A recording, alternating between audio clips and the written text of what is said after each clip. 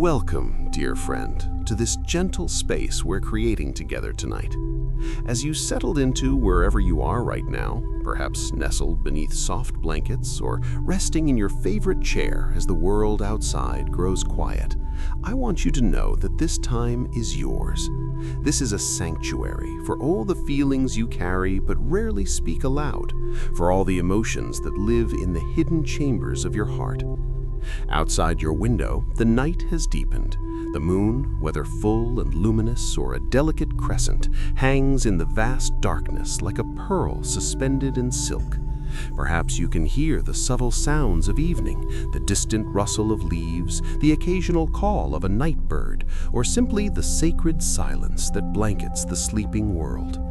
In this moment, as the day releases its hold on you, we're going to explore something profound yet gentle, something both ancient and immediate.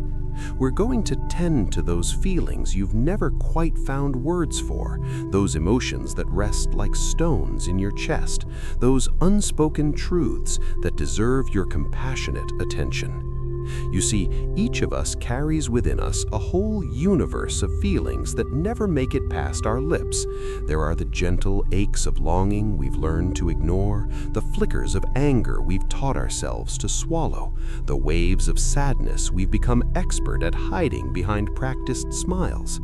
There are the tender vulnerabilities we've locked away for safekeeping, the disappointments we've decided aren't worth mentioning, and the fears that seem too small or too large to voice. Tonight, in this peaceful darkness, we're going to honor all of it, not to dredge up pain or to force yourself into uncomfortable revelations, but simply to create space. Space for what is, space for what has been silent, space for the full truth of your inner experience to exist, acknowledged and held with the gentleness of moonlight on water. The wisdom we'll explore tonight comes from ancient Zen Buddhist traditions, from mindfulness practices that have offered solace and insight for thousands of years, and from the simple, profound recognition that our emotions, even the ones we never speak, matter deeply. They shape our days, influence our health, color our relationships, and ultimately determine whether we feel at home in our own skin or like strangers to ourselves. So breathe with me now. Let your shoulders drop just a little. Release any tension you're holding in your jaw. This journey we're taking together is not about fixing yourself or becoming someone different. It's about coming home to the fullness of who you already are, unspoken feelings and all. It's about finding rest, true emotional rest, in the acceptance of everything you feel and everything you are. The silent weight we carry. There's a particular kind of exhaustion that doesn't come from physical labor or long hours. It's the weariness that seeps into your bones from carrying feelings you can't or won't express. It's the heaviness of unspoken words, the burden of emotions that have nowhere to go, the constant vigilance required to keep your inner truth locked safely away from the world.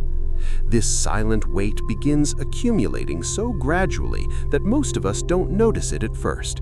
A small disappointment here, a flash of anger there, a moment of vulnerability quickly tucked away. Each instance seems manageable on its own, barely worth mentioning. But emotions, unlike possessions, don't simply disappear when we ignore them. They accumulate. They press against the walls of our inner world, taking up space, demanding energy to keep contained, slowly building into a pressure we carry everywhere we go. Think about water for a moment. When water flows freely, it's life-giving, nourishing, beautiful in its movement. But when water is dammed up, held back, prevented from its natural course, it builds pressure. The same is true for our emotional life. Emotions are meant to flow through us, to arise, to be felt, to be expressed in whatever form feels true, and then to pass.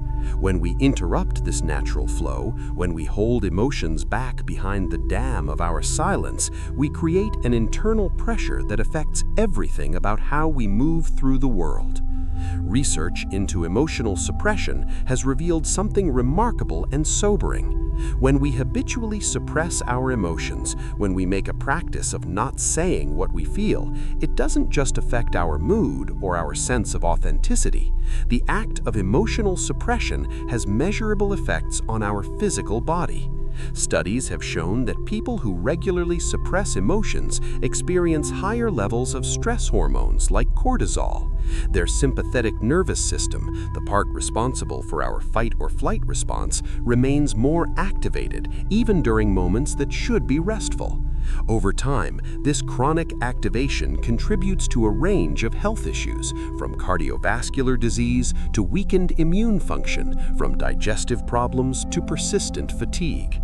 One particularly striking study followed participants over 12 years and found that those who scored higher on measures of emotional suppression had a significantly increased risk of mortality from all causes, and especially from cancer. The simple act of routinely holding back the expression of emotion was associated with a 35% increase in the risk of death from any cause. This isn't to frighten you or to suggest that every unexpressed feeling is dangerous. Rather, it's to illuminate just how fundamental emotional expression is to our well-being. Our feelings aren't separate from our physical health. They're intimately connected, woven together in the intricate fabric of our being. But why do we do it? Why do we choose, and it often is a choice, even if an unconscious one, to carry this weight of silence? The answers are varied as human experience itself. For many of us, the pattern begins in childhood. Perhaps we grew up in a family where emotions weren't discussed, where feelings were seen as messy or inconvenient, where the unspoken rule was to keep everything pleasant and smooth on the surface. Maybe we learned that expressing certain emotions, anger, sadness, fear, led to punishment or withdrawal of love. Children are remarkably attuned to what keeps them safe and connected to their caregivers, and if emotional expression threatens that connection, they quickly learn to suppress it. Others learned that their emotions were too much, too intense, too frequent. "You're too sensitive" became a refrain that taught us our natural emotional responses were somehow wrong or excessive. We learned to edit ourselves, to tamp down the intensity of what we felt, to present a more acceptable, more palatable version of our inner experience. Some of us absorbed the message that our emotions were a burden to others. We saw our parents or caregivers overwhelmed by their own struggles, and we intuitively decided to make ourselves smaller, to need less, to keep our difficulties to ourselves so as not to add to their load. This pattern often continues into adulthood, where we convince ourselves that our feelings aren't worth sharing, that others have bigger problems, that we should be able to handle everything on our own. Cultural conditioning plays a powerful role as well. Many cultures prize emotional restraint, viewing it as a sign of maturity, strength, or respectability. The ability to keep it together, to maintain composure regardless of what you're feeling inside, is often seen as a virtue. Professional environments frequently reinforce this, rewarding those who can suppress personal emotions and maintain a calm, productive exterior. We learn that there's a time and place for feelings, and that time and place is usually not here, not now. Gender conditioning adds another layer. Men, in many cultures, are taught that most emotions, except anger, are signs of weakness. Sadness becomes something to hide, vulnerability something to deny, tenderness something to suppress. Women, conversely, often learn that anger is unfeminine, that assertiveness is aggressive, that direct expression of frustration or displeasure makes them difficult or unlikable. These gendered messages about which emotions are acceptable create invisible scripts we follow, often without realizing it, determining which feelings we allow ourselves to express and which we learn to hide. Fear is perhaps the most common reason we keep our feelings unspoken. Fear of judgment. What will others think if they really know what I'm feeling? Fear of vulnerability. If I open up, I might get hurt. Fear of abandonment. If people see the real me, they might leave. Fear of our own intensity. If I let myself really feel this, I might be overwhelmed. I might not be able to contain it. I might lose control. These fears aren't irrational. Many of us have been hurt when we've been vulnerable.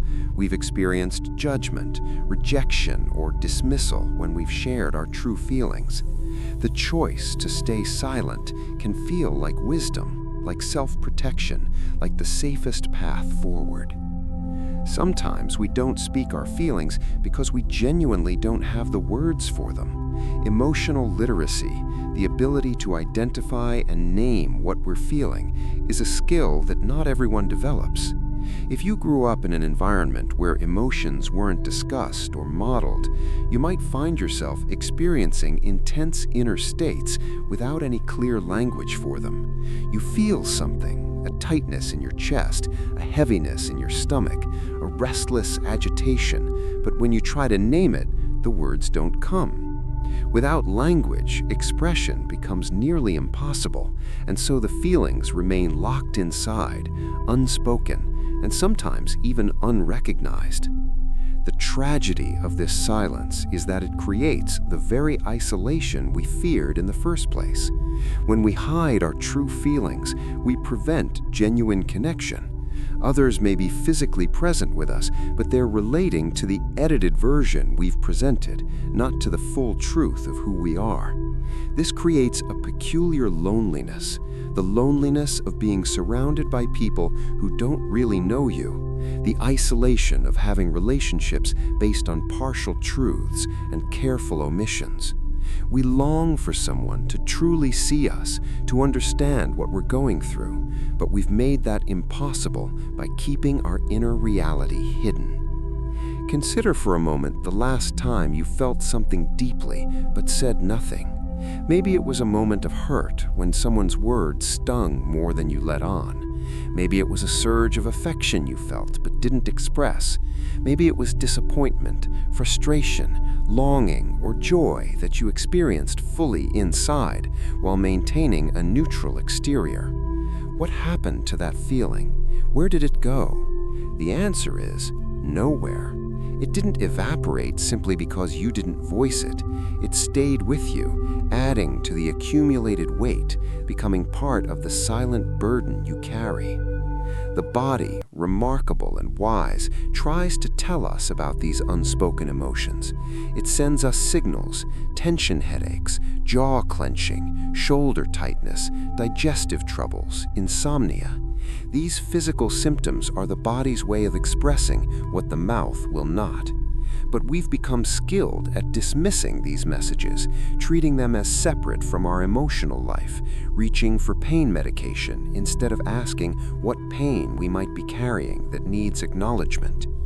In Zen Buddhism, there's a teaching about the difference between pain and suffering. Pain is inevitable. It's part of being alive, part of having a body and a heart that can be touched by the world. But suffering, the Buddha taught, comes from our relationship to that pain.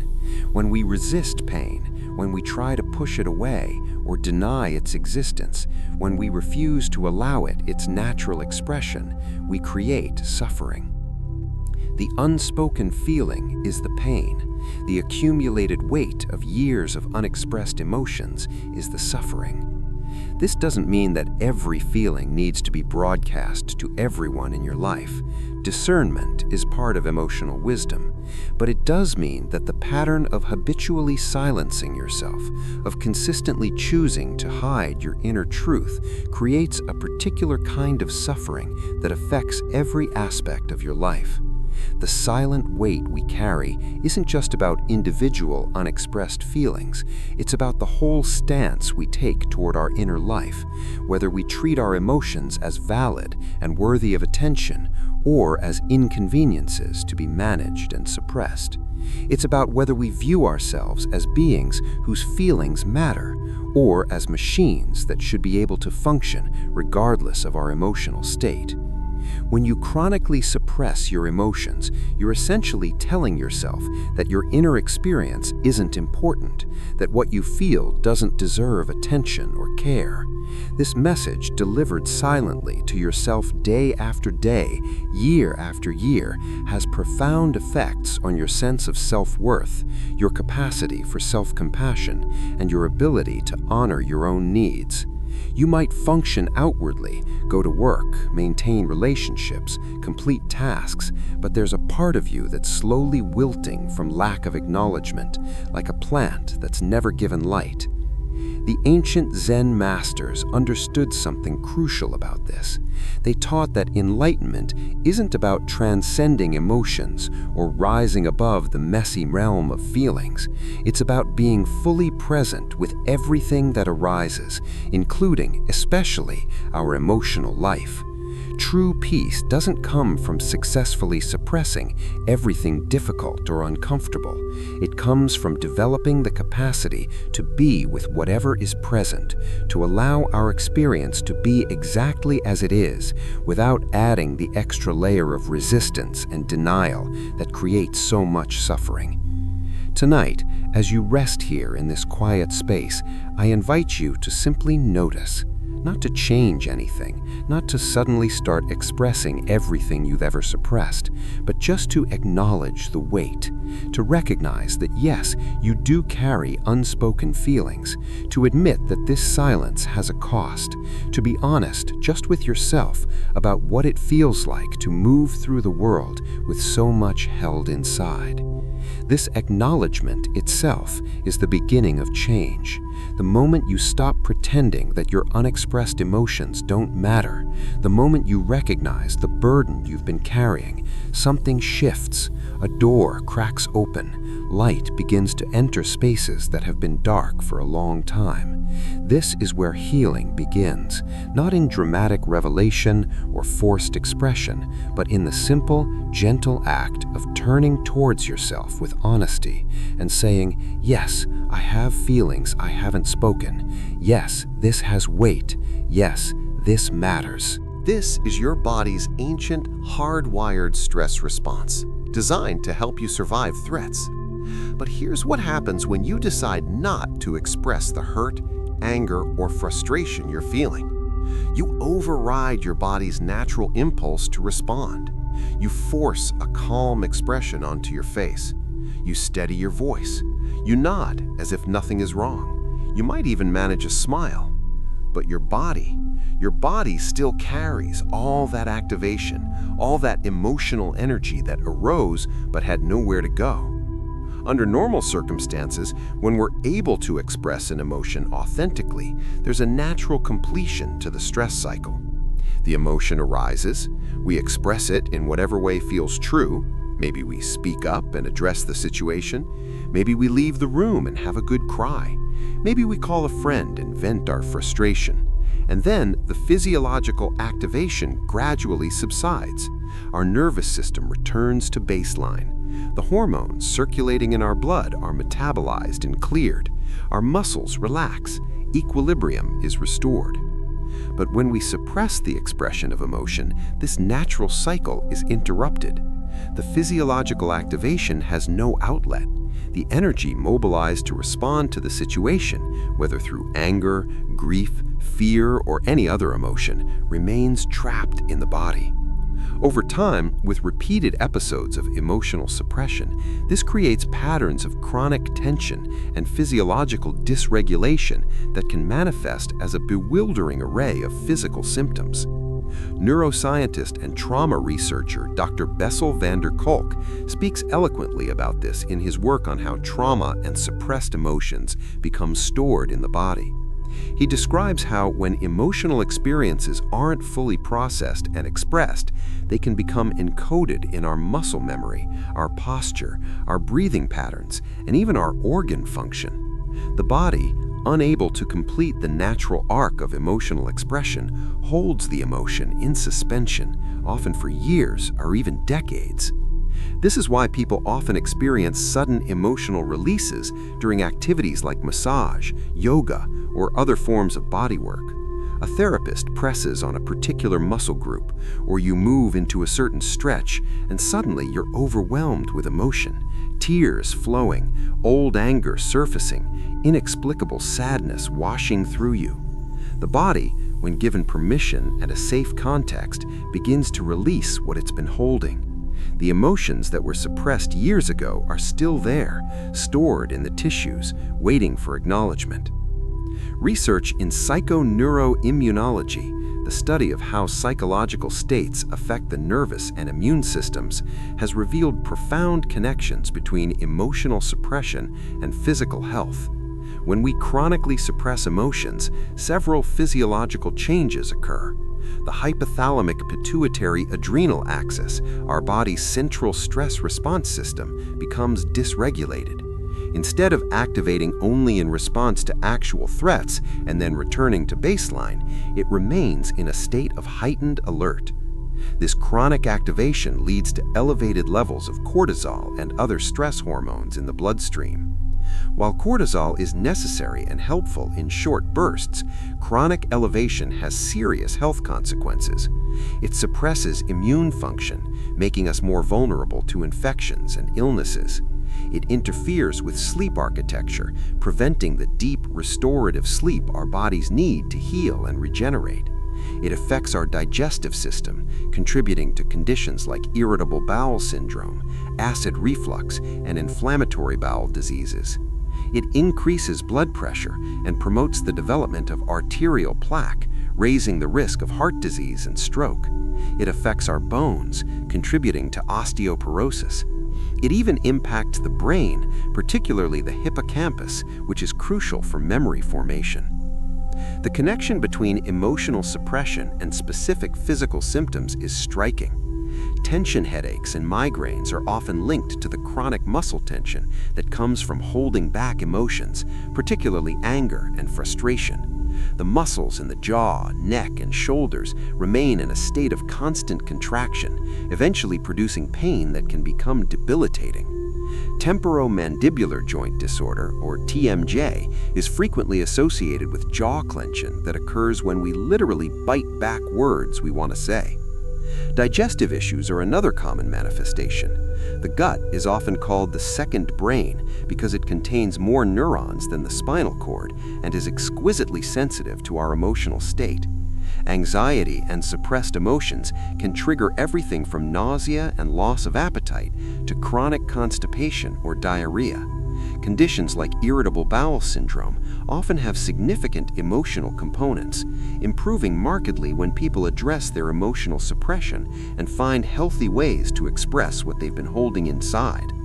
Chronic pain conditions, fibromyalgia, chronic fatigue syndrome, persistent back pain without clear structural cause often have roots in unprocessed emotional experiences and ongoing emotional suppression. The body is speaking through pain what the person hasn't been able to speak through words. This isn't to say that these conditions are all in your head or not real. The pain is absolutely real. The suffering is real. But the source may be as much emotional as physical, and healing often requires addressing both dimensions. The skin, our largest organ and our boundary with the outside world, also responds to suppressed emotions. Conditions like eczema, psoriasis, and various forms of dermatitis can flare in response to emotional stress and the suppression of authentic expression. The skin quite literally becomes inflamed when we're unable to process and release difficult emotions. Even common issues like acne, particularly in adults, often correlate with periods of emotional stress and suppression. Your cardiovascular system tells the story of your emotional life. Studies have shown that people who habitually suppress emotions have higher resting heart rates and blood pressure. Their blood vessels are less flexible. Their hearts work harder even during rest. Over years, this contributes to the development of cardiovascular disease. One study found that emotion suppression was associated with a 70% increase in the risk of death from cancer, a staggering statistic that speaks to how profoundly our emotional patterns affect our physical health. The immune system, our body's defense against illness and disease, is particularly sensitive to our emotional state. Chronic emotional suppression has been shown to decrease the production and effectiveness of natural killer cells, these specialized immune cells that identify and destroy cancer cells and virus-infected cells. It reduces the production of IgA, an antibody that protects mucous membranes from infection. It dampens the overall immune response, making the body more susceptible to everything from common colds to more serious diseases. But perhaps most fascinating and most concerning is how emotional suppression affects the brain itself. Functional MRI studies have shown that when people suppress emotions, specific brain regions show distinct patterns of activation. The prefrontal cortex, the area involved in executive function and self-control, works overtime to keep the emotion suppressed. Meanwhile, the amygdala, the brain's emotional processing center, shows increased activation, suggesting that suppressing an emotion doesn't make it go away, it just requires more energy to contain it. Over time, chronic emotional suppression can actually change brain structure. The hippocampus, crucial for memory and learning, can shrink with chronic stress and emotional suppression. The default mode network, the brain regions active during rest and self-reflection, shows altered patterns. Connectivity in people who habitually suppress emotions. Even the balance between different neurotransmitters, serotonin, dopamine, norepinephrine, is affected, contributing to mood disorders like depression and anxiety. The breath is perhaps the most immediate indicator of emotional suppression. When we're holding back an emotion, our breathing almost always changes. It becomes shallow, restricted to the upper chest, faster than normal. Sometimes we literally hold our breath without realizing it, as if by not breathing fully, we can somehow keep the feeling from fully existing. This shallow breathing has immediate physiological effects. It triggers the sympathetic nervous system, perpetuates the stress response, and prevents the kind of deep oxygenation that supports relaxation and healing. In traditional Chinese medicine, unexpressed emotions are understood to create blockages in the flow of qi, or life energy, through the body. Different emotions are associated with different organ systems. Suppressed anger affects the liver. Unprocessed grief lodges in the lungs. Hidden fear weakens the kidneys. Unexpressed joy impacts the heart. While Western medicine doesn't use this framework, the observations are remarkably consistent. Specific emotions, when chronically suppressed, do tend to manifest as dysfunction in specific body systems. Somatic therapists, who work specifically with the body to heal psychological wounds, have long known what neuroscience is now confirming. They observe how people's postures, their breathing patterns, their characteristic tensions and holding patterns tell the story of their emotional life. Shoulders hunched forward might indicate a chronic state of self-protection, a body trying to shield a vulnerable heart. A perpetually tight jaw speaks of words bitten back, anger swallowed, truth unspoken. Shallow breathing reveals fear or anxiety held chronically in check. What's remarkable is how quickly the body responds when we begin to shift these patterns. When someone allows themselves to express an emotion they've been holding, really express it, not just think about it or talk about it, but feel it fully in their body and let it move through, physiological changes happen almost immediately. The breath deepens and slows, muscle tension releases, heart rate and blood pressure drop. The nervous system shifts from sympathetic activation toward parasympathetic rest and recovery. Stress hormones begin to metabolize and clear from the bloodstream. This is why practices like deep breathing, yoga, tai chi, qigong, and various forms of somatic therapy can be so powerful for emotional healing. They work directly with the body, helping to release the emotions that have been held in the tissues.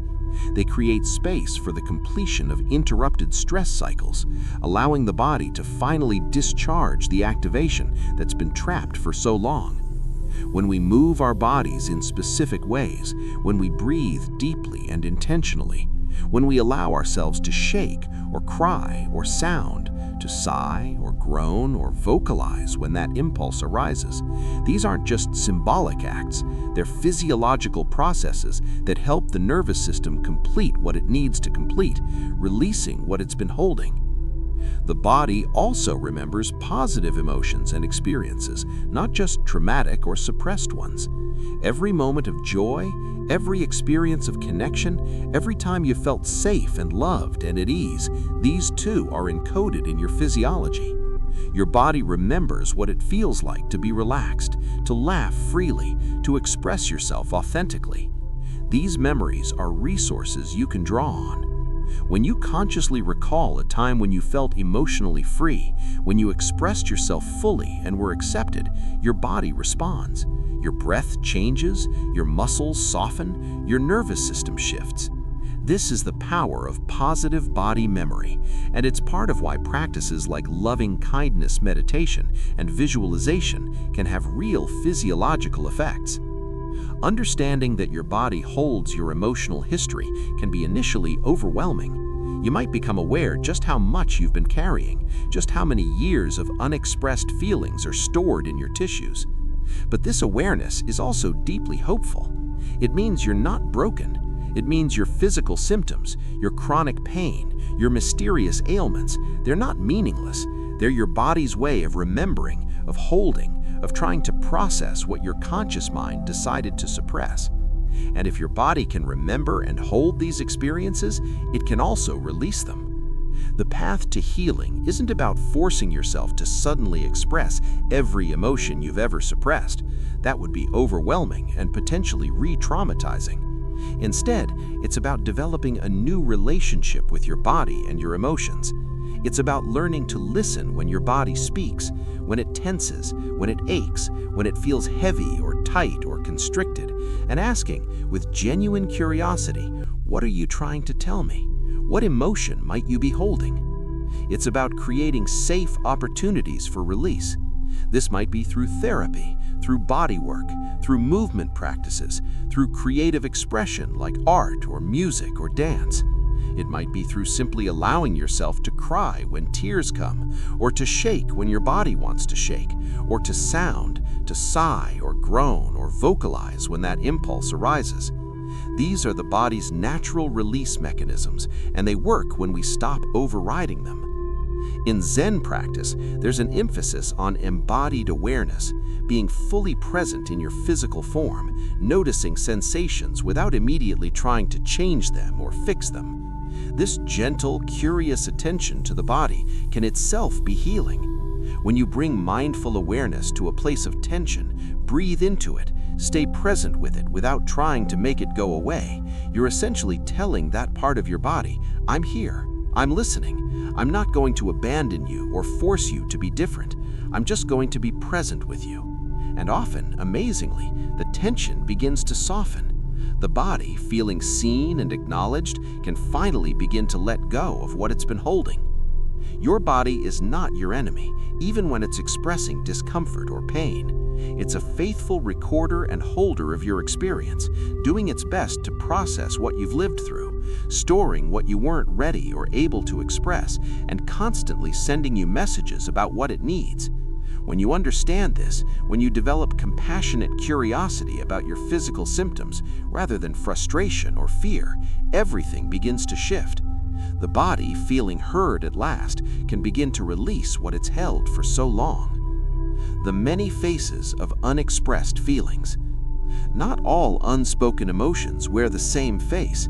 Each type of unexpressed feeling has its own texture, its own way of showing up in your life, its own particular kind of weight and shadow.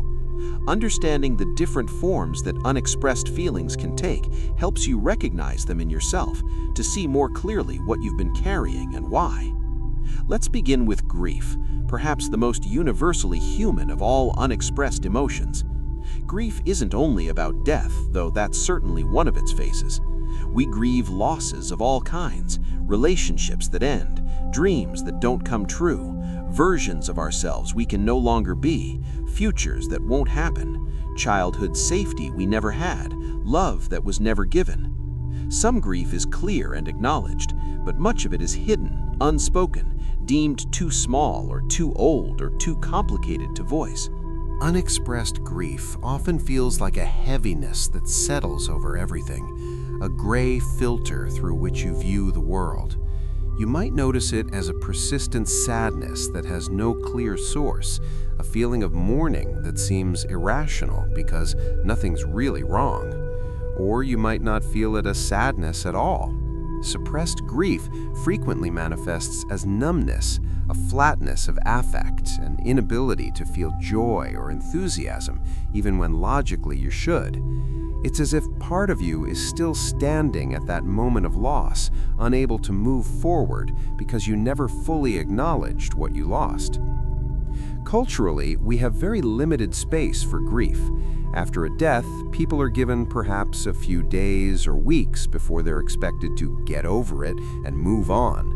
For other kinds of losses, a job, a relationship, a miscarriage, a disappointment, there's often no permission to grieve at all. We're told to look on the bright side, to be grateful for what we have, to be strong, and so we swallow our grief. We tell ourselves it doesn't matter. We should be over it by now. Other people have it worse. But grief doesn't disappear because we decide it should. It waits, patient and unchanging, for us to finally turn toward it and acknowledge what we've lost. The body holds unexpressed grief in particular ways. Many people describe a feeling of heaviness in the chest, as if something is pressing down on their heart. Chronic fatigue that doesn't improve with rest can be the body trying to carry the weight of unacknowledged grief. Sighing, deep, unconscious sighs that happen throughout the day, is often the breath trying to release grief that has no other outlet. Some people carry their grief in their eyes, a perpetual sadness visible there even when they're smiling. Others hold it in their shoulders, bent slightly forward as if under the weight of what they've never mourned. Then there's anger, an emotion particularly fraught for many people. We live in a world that sends very contradictory messages about anger. It's sometimes celebrated as righteous and powerful, but more often condemned as destructive and wrong. Many of us learned early that anger wasn't acceptable. Don't you raise your voice at me. There's no reason to be angry. Calm down. These messages taught us that our anger was wrong, excessive, inappropriate, and so we learned to suppress it. Unexpressed anger is particularly corrosive. Unlike grief, which tends towards sadness and withdrawal, suppressed anger often manifests as irritability, resentment, and bitterness. You might find yourself snapping at people over small things because the larger things you're actually angry about have never been addressed. Or you might turn your anger inward, where it becomes self-criticism, shame, and depression.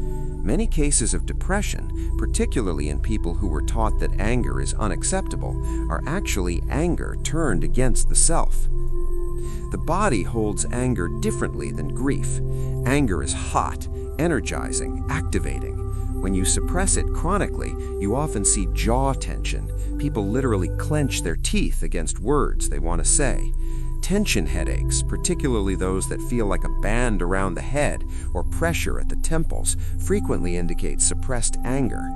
Digestive issues, especially acid reflux and stomach ulcers, can develop when anger is consistently swallowed rather than expressed. High blood pressure is closely linked to chronic anger suppression. Your body is designed to mobilize energy when you're angry, energy meant to help you set boundaries, protect yourself, address injustice. When that energy has nowhere to go, it wreaks havoc on your system.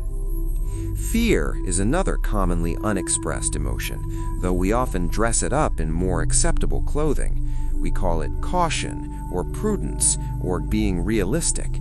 But underneath many of our hesitations, our chronic worries, our elaborate systems of control and protection, there's often simple fear that we've never acknowledged directly. Fear of failure, fear of rejection, fear of being truly seen, fear of our own power, fear of loss, fear of life itself.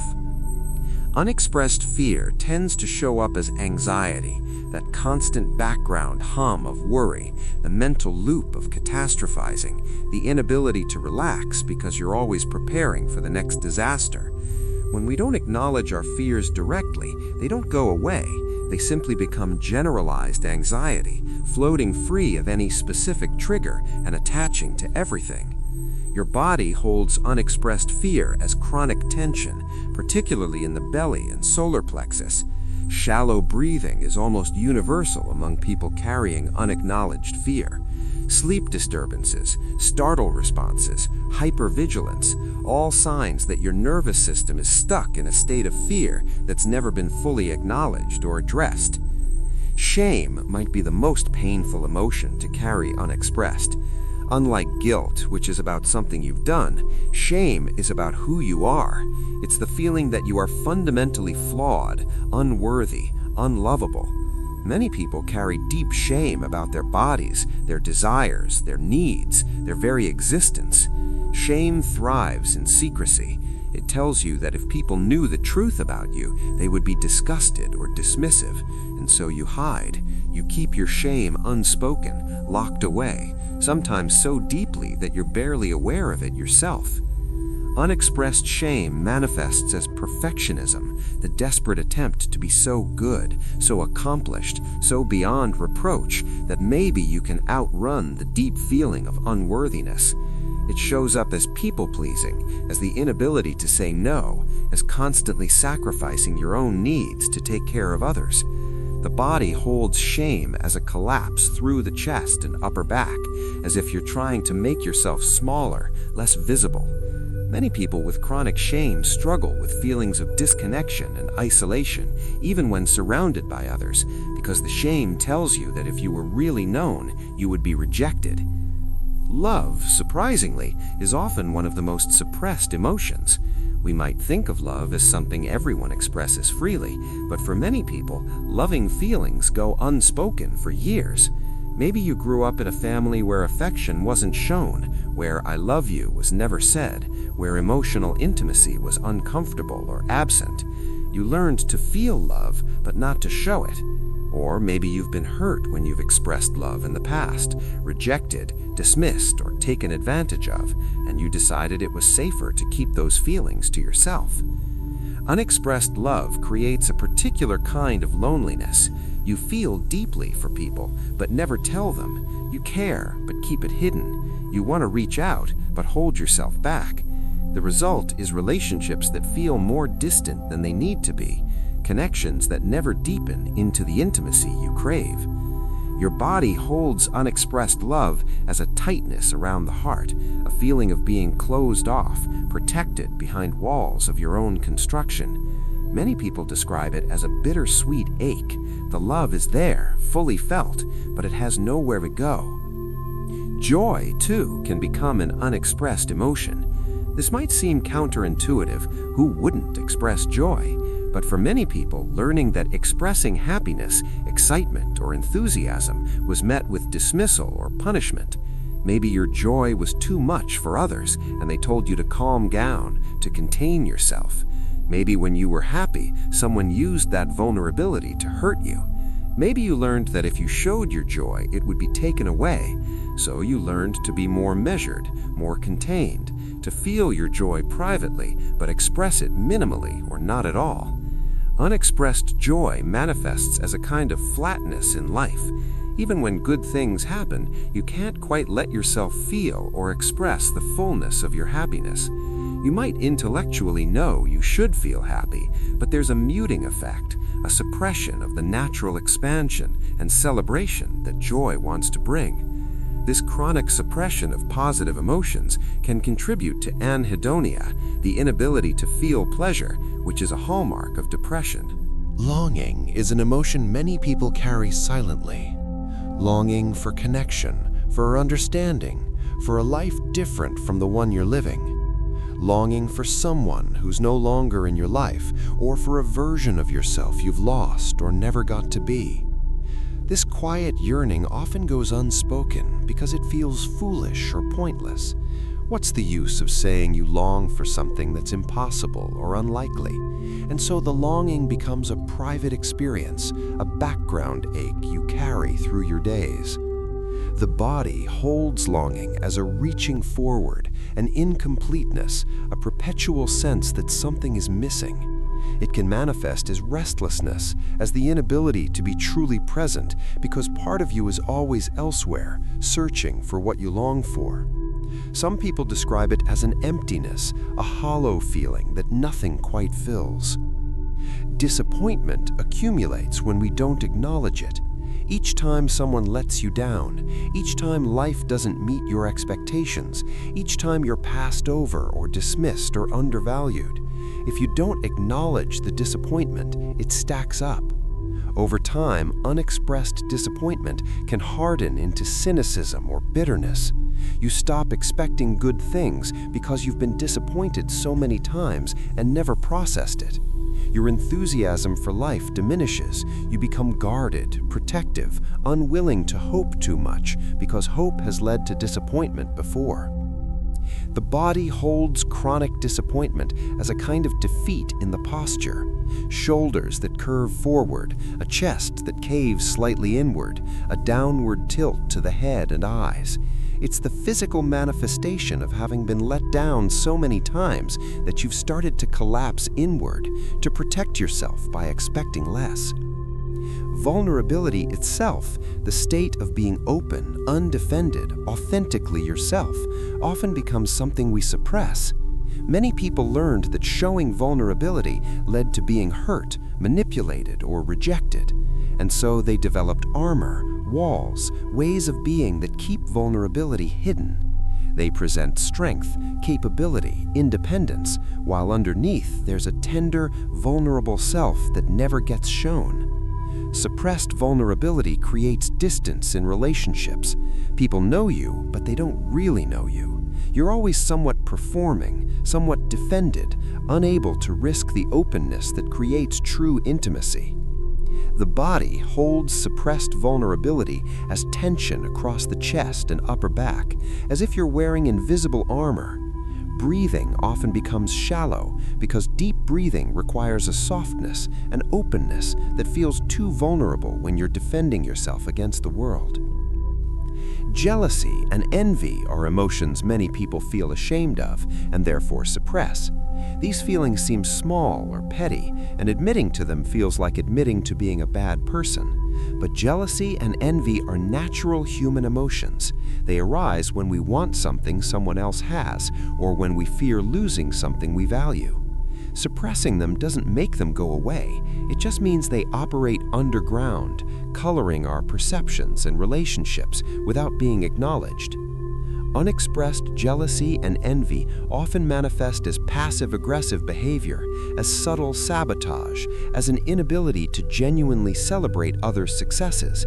They create a corrosive feeling in relationships, a competitiveness or comparison that you can't quite name or address because you've never acknowledged the underlying emotion. Confusion is an emotional state we rarely give space to. We live in a culture that values certainty, decisiveness, knowing what you want and going after it. But life is often confusing. Situations are complex, motivations are mixed, the right path is unclear. When we don't allow ourselves to acknowledge confusion, when we force ourselves to pretend we're certain when we're actually lost, we create internal conflict. Part of us knows we're confused, but we can't admit it, even to ourselves.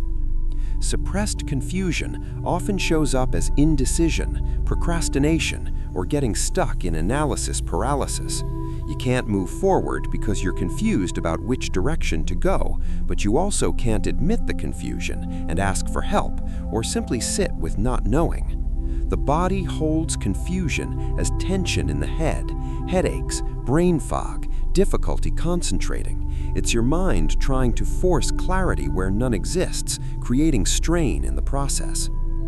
Each of these unexpressed emotions, grief, anger, fear, shame, love, joy, longing, disappointment, vulnerability, jealousy, confusion, has its own signature, its own way of affecting your inner landscape and your physical body, but they all share something in common. They all represent authentic aspects of your human experience that you've decided, for whatever reason, aren't safe or acceptable to express.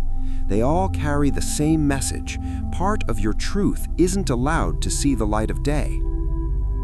The Zen approach to these various unexpressed emotions isn't to categorize them as good or bad, acceptable or unacceptable.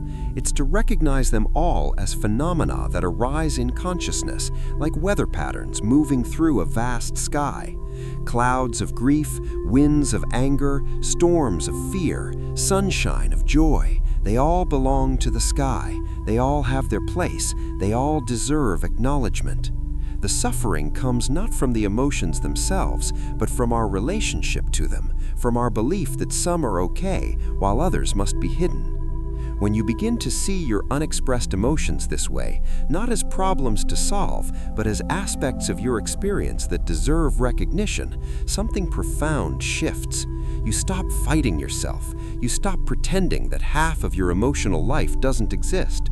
You begin to develop a more honest, more compassionate relationship with the fullness of who you are. This doesn't mean you immediately express every feeling to everyone around you, but it means you stop lying to yourself. You stop pretending you don't feel what you feel. And in that simple acknowledgement, that simple honesty with yourself, healing begins. When silence becomes a prison, there comes a point in many people's lives when the pattern of not speaking their feelings shifts from being a protective strategy to being a prison. What started as a way to stay safe, to keep the peace, to avoid vulnerability, gradually becomes a cage that limits every aspect of how you move through the world. The silence that was supposed to protect you begins to suffocate you instead. This shift happens so slowly that you don't notice it until you're already trapped. Maybe you started by just not mentioning small disappointments. Then you stopped expressing mild frustrations. Then you learned to hide your fears and insecurities. Gradually, your range of emotional expression narrowed. More and more of your inner life became off limits for sharing, even with the people closest to you, until one day you realized that almost nothing of what you truly feel ever makes it past your lips. The prison of silence has walls of fear and habit reinforced by years of practice at not speaking. These walls feel solid, immovable. You might want to express yourself more authentically, but the words won't come. Your throat tightens, your heart races. The old familiar reasons for staying quiet Flood your mind. It's not that important. I'm being too sensitive. I don't want to make a big deal out of nothing. Other people have real problems. I should be able to handle this on my own. Living in this prison of silence creates a peculiar kind of isolation. You can be in a room full of people, engaged in conversation, even laughing and appearing connected, while inside you feel completely alone. No one knows what you're really thinking or feeling. The version of yourself they're interacting with is a carefully curated presentation, edited to be acceptable, digestible, non-threatening. The real you, with all your complicated feelings, your needs, your disappointments, your fears, your longings, remains locked away, unseen and unknown. This isolation is particularly painful in intimate relationships. You might share a bed with someone, share a life with them, but if you're not sharing your authentic emotional experience, there's a profound disconnection. Your partner knows the surface you, the version you allow them to see, but the depths of your inner world remain hidden. You might long for them to truly understand you, to see you completely, but you've made that impossible by keeping so much unspoken. The prison of silence is maintained by what psychologists call cognitive distortions, habitual patterns of thinking that aren't based in reality, but feel completely true. One common distortion is mind reading, the assumption that you know what others are thinking and that they'll react negatively if you express yourself. You don't actually ask, you don't test your assumption, you just decide, based on past experiences or fears that expressing this particular feeling would lead to rejection, anger, dismissal, or abandonment, and so you stay silent. Another distortion is catastrophizing, imagining the worst possible outcome if you speak your truth. If I tell them I'm hurt, they'll think I'm too sensitive and leave me. If I express my needs, they'll think I'm needy and pull away. If I show my anger, I'll damage the relationship irreparably. If I admit I'm struggling, they'll lose respect for me.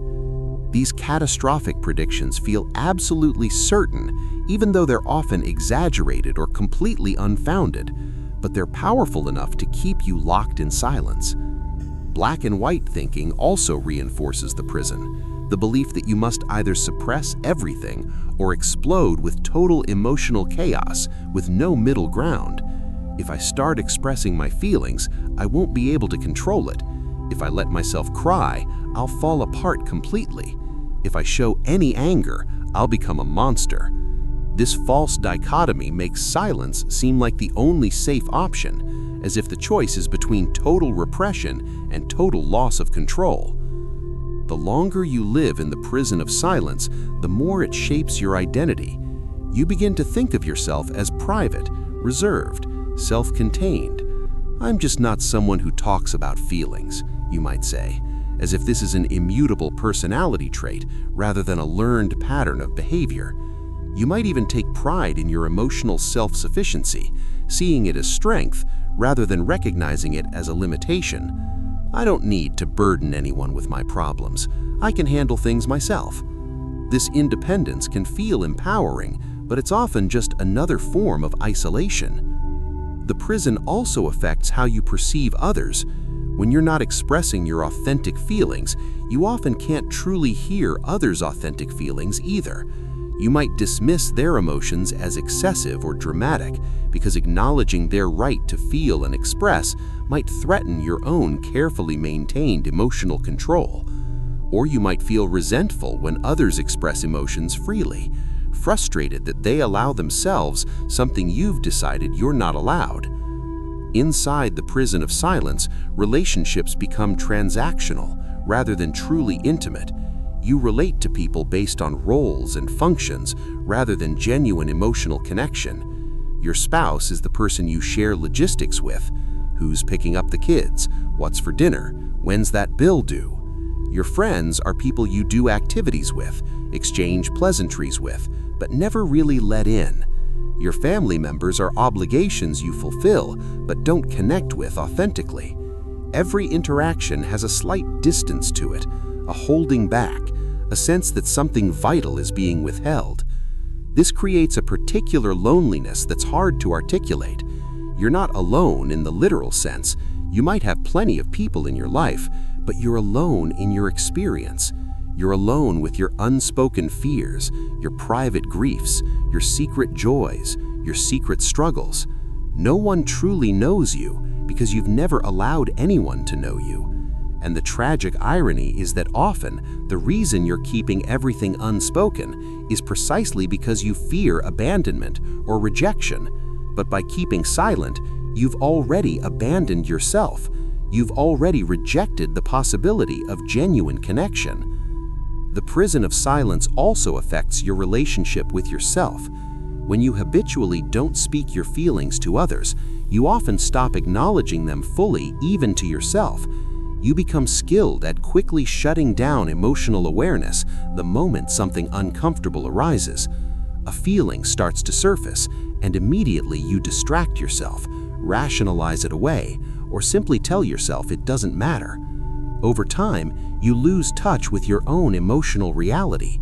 You might find yourself genuinely uncertain about what you feel in any given situation because you've practiced not knowing for so long. This disconnection from yourself makes decision-making incredibly difficult.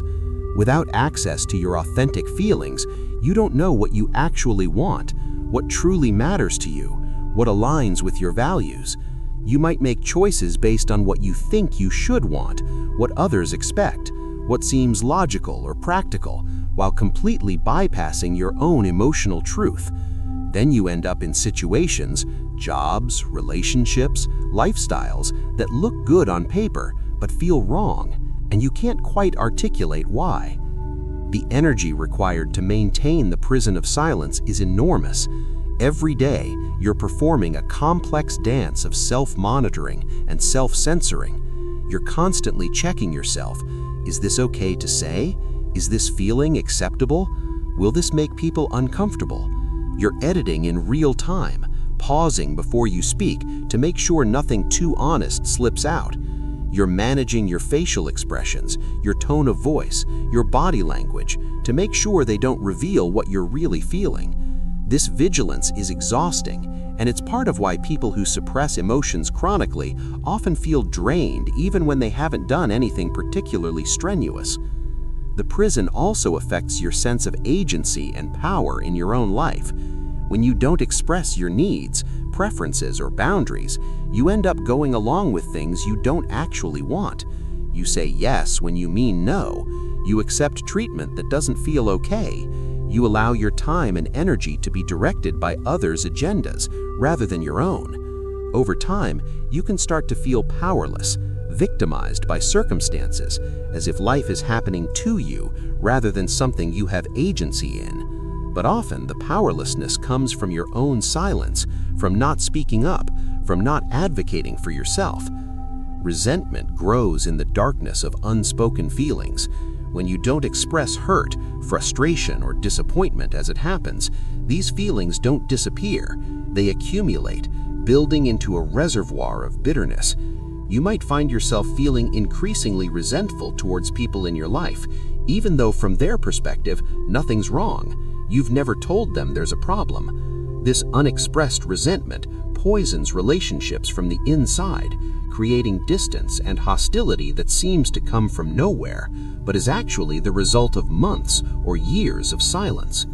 The prison of silence can also make you hypersensitive to rejection or criticism because you're already carrying so much unexpressed emotion. A small slight becomes devastating. A mild criticism feels like a complete invalidation. Someone's neutral tone sounds harsh to you. Your emotional system is already strained from everything you're holding inside, so even minor stressors feel overwhelming. But instead of recognizing this pattern, you might conclude that you need to be even more careful, even more controlled, even more silent. The prison walls thicken. For many people, the prison of silence is connected to a deep fear of their own emotional intensity.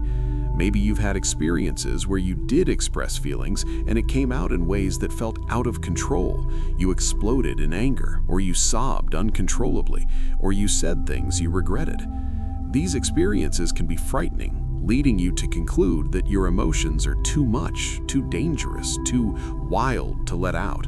And so you lock them down, keep them contained, convinced that silence is the only way to maintain control. But here's what's true. Emotions become overwhelming primarily when they're suppressed for too long. When you allow feelings to be acknowledged and expressed as they arise in appropriate ways and contexts, they flow through naturally. They don't build up to explosive levels. It's precisely the pattern of suppression that creates the intensity you fear. The emotions accumulate under pressure until they finally burst out in ways that feel uncontrolled and frightening. Then you point to that explosion as evidence that you were right to suppress, when actually the explosion was the result of suppression, not evidence for its necessity. The prison of silence is also maintained by a lack of models for healthy emotional expression. Maybe you never saw adults in your life express difficult emotions in constructive ways. You never witnessed someone calmly but clearly stating they were hurt. You never saw someone set a boundary without aggression. You never observed someone allowing themselves to be vulnerable and being met with compassion. Without these models, you don't know how to express emotions in ways that feel safe and constructive. You only know the extremes, complete suppression or overwhelming eruption, and so suppression seems like the safer choice. The walls of this prison can feel so solid, so permanent, that you stop even imagining what freedom might look like. This is just how you are. This is just how life is. Everyone else seems to manage by keeping their feelings to themselves, so you should too. The idea of actually speaking your authentic feelings becomes almost unimaginable, like suggesting you could fly or breathe underwater. The prison has become so familiar that it almost feels like home. But here's the truth that starts to crack those walls. You built this prison, not consciously, not maliciously, but through years of choices made to protect yourself, choices that made sense at the time, but that have hardened into a structure that now confines you. And what has been constructed can be deconstructed. The walls can come down, the door can open. Freedom is possible. This doesn't mean you need to suddenly bare your soul to everyone or start expressing every feeling you have without filter or discernment. Freedom from the prison of silence doesn't mean recklessness. It means choice. It means that you're no longer controlled by fear, by habit, by unconscious patterns of suppression. It means you can evaluate each situation and decide, consciously and freely, what to express and what to keep private. It means you're operating from genuine discernment rather than fear-based suppression. The first crack in the prison walls often comes from simply recognizing that you're in a prison at all. As long as you believe that your emotional silence is just who you are, just how things have to be, nothing can change. But when you recognize it as a pattern, as something you're doing rather than something you are, possibility opens. You see that you've been making choices, unconsciously perhaps, but still choices. And if you've been making choices that confine you, you can start making different choices that free you. The second crack comes from connecting your silence to your suffering. When you really see how the pattern of not speaking your feelings has contributed to your loneliness, your physical symptoms, your sense of disconnection, your strained relationships, when you connect those dots clearly, the motivation to change becomes stronger. The prison stops feeling like protection and starts feeling like exactly what it is: confinement. The third crack comes from imagining an alternative. What would it feel like to be able to speak your truth, to express your needs, to share your authentic feelings with people you care about, to be known, really known, and still be loved? This imagination, this vision of possibility, can be powerful enough to start breaking down walls that have stood for decades. In Zen practice, there's a concept of the gateless gate. The idea that the barriers we perceive are ultimately illusions, constructions of our own minds. The gate that seems so solid, so impossible to pass through, is actually already open. We're free to walk through it at any moment. What keeps us trapped is only our belief in the trap, our perception that the walls are real and impassable. When you see this clearly, when you recognize that the prison of silence is maintained primarily by your own mind, the walls begin to dissolve. The path out of the prison isn't always dramatic or sudden. For most people, it's gradual, a slow opening, small risks taken that prove to be okay, tiny experiments in authentic expression that don't result in catastrophe. You speak one small truth and discover you don't collapse. You express one feeling and find you're still intact, still safe, maybe even more connected than you were before. Each small success weakens the walls a little more, until one day you realize you can move more freely, speak more honestly, exist more authentically than you ever imagined possible. The ancient wisdom of emotional acceptance. For thousands of years, before modern psychology, before neuroscience, before self-help books and therapy, human beings were grappling with the same questions about emotions and suffering that we face today. How do we live with difficult feelings? How do we find peace amidst the chaos of inner experience? How do we relate to the parts of ourselves that cause us pain? The ancient wisdom traditions, particularly Zen Buddhism, developed profound insights and practices that remain remarkably relevant today. At the heart of Zen teaching about emotions is a radical acceptance, not acceptance in the sense of passive resignation, but acceptance as clear-eyed recognition of what is. The first noble truth of Buddhism is often translated as life is suffering or there is suffering, but the Sanskrit word dukkha has a more nuanced meaning. It points to the unsatisfactory nature of existence, the inherent difficulty and discomfort of being alive in a body with a mind that wants things to be different than they are. This isn't pessimism, it's realism. It's acknowledging that discomfort, pain, and difficult emotions are woven into the fabric of human life. But here's where it gets interesting. The Buddha taught that while pain is inevitable, physical pain, emotional pain, the loss of change and impermanence, suffering is optional. Suffering comes from our relationship to pain, from how we respond to difficult experiences and emotions. Specifically, suffering arises when we resist what is, when we try to push away painful emotions, when we grasp at pleasant emotions trying to make them stay, when we deny reality in favor of how we wish things were. Think about it this way. When you experience sadness and you accept it, you recognize, yes, I'm sad right now. This is what sadness feels like. There's the natural discomfort of sadness, but there isn't additional suffering. But when you experience sadness and you resist it, I shouldn't feel this way. What's wrong with me? I need to make this stop. I have to pretend I'm fine. Now you've added layers of suffering on top of the original pain. You have the sadness itself, plus the suffering of self-judgment, plus the suffering of resistance, plus the suffering of pretending, plus the exhaustion of maintaining that pretense. This is one of the most liberating insights from Zen teaching. You don't have to fight your emotions. You don't have to suppress them or overcome them or transcend them. You can simply allow them to be exactly as they are, to arise and exist and eventually pass, like clouds moving through the sky. The sky doesn't fight the clouds. It doesn't try to push them away or make them stay. It simply provides space for them to move through. Your awareness can be like that sky, vast enough, spacious enough to hold any emotion without being overwhelmed or damaged by it. The concept of impermanence is central to Zen understanding of emotions.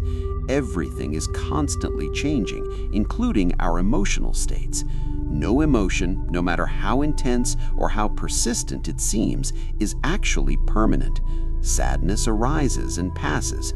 Anger flares and subsides. Even joy and contentment are temporary states.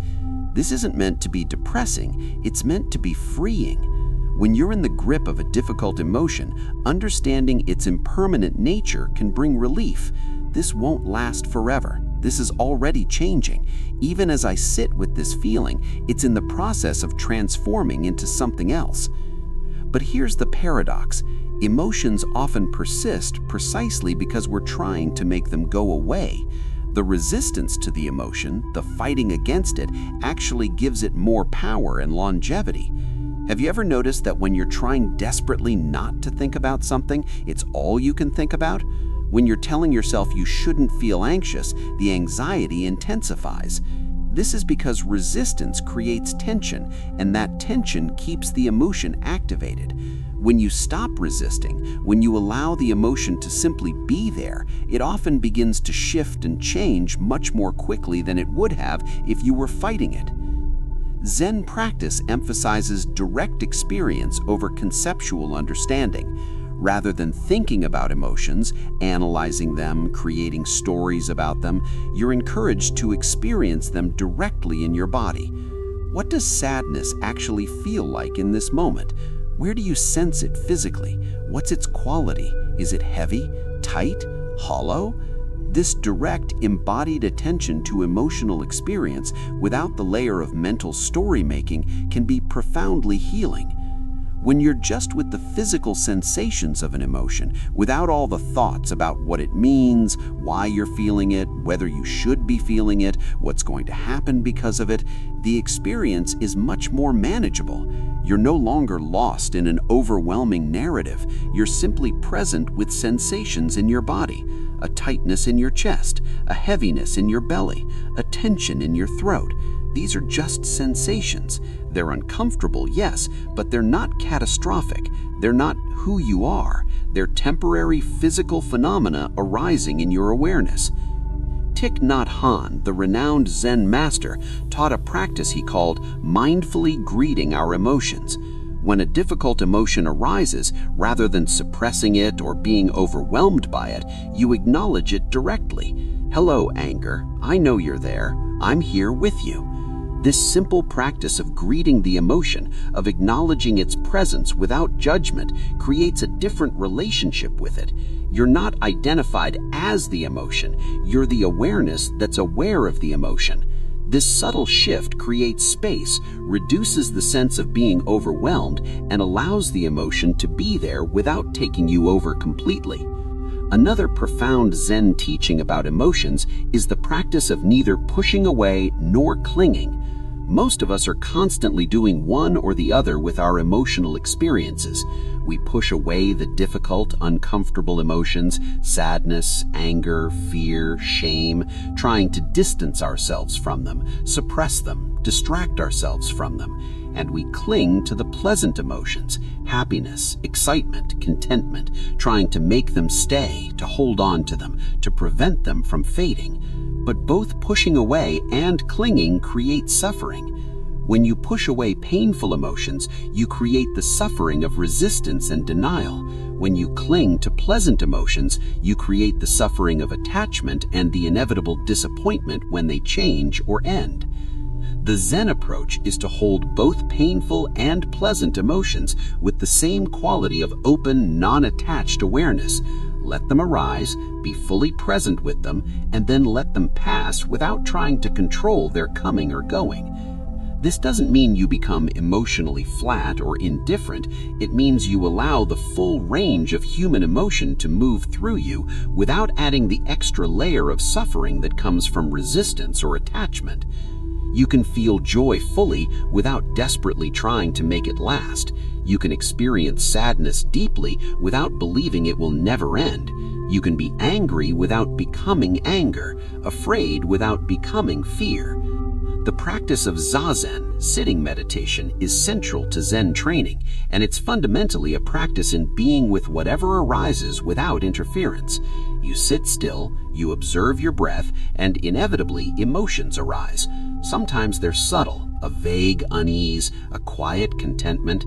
Sometimes they're intense, waves of anxiety, surges of anger, wells of grief.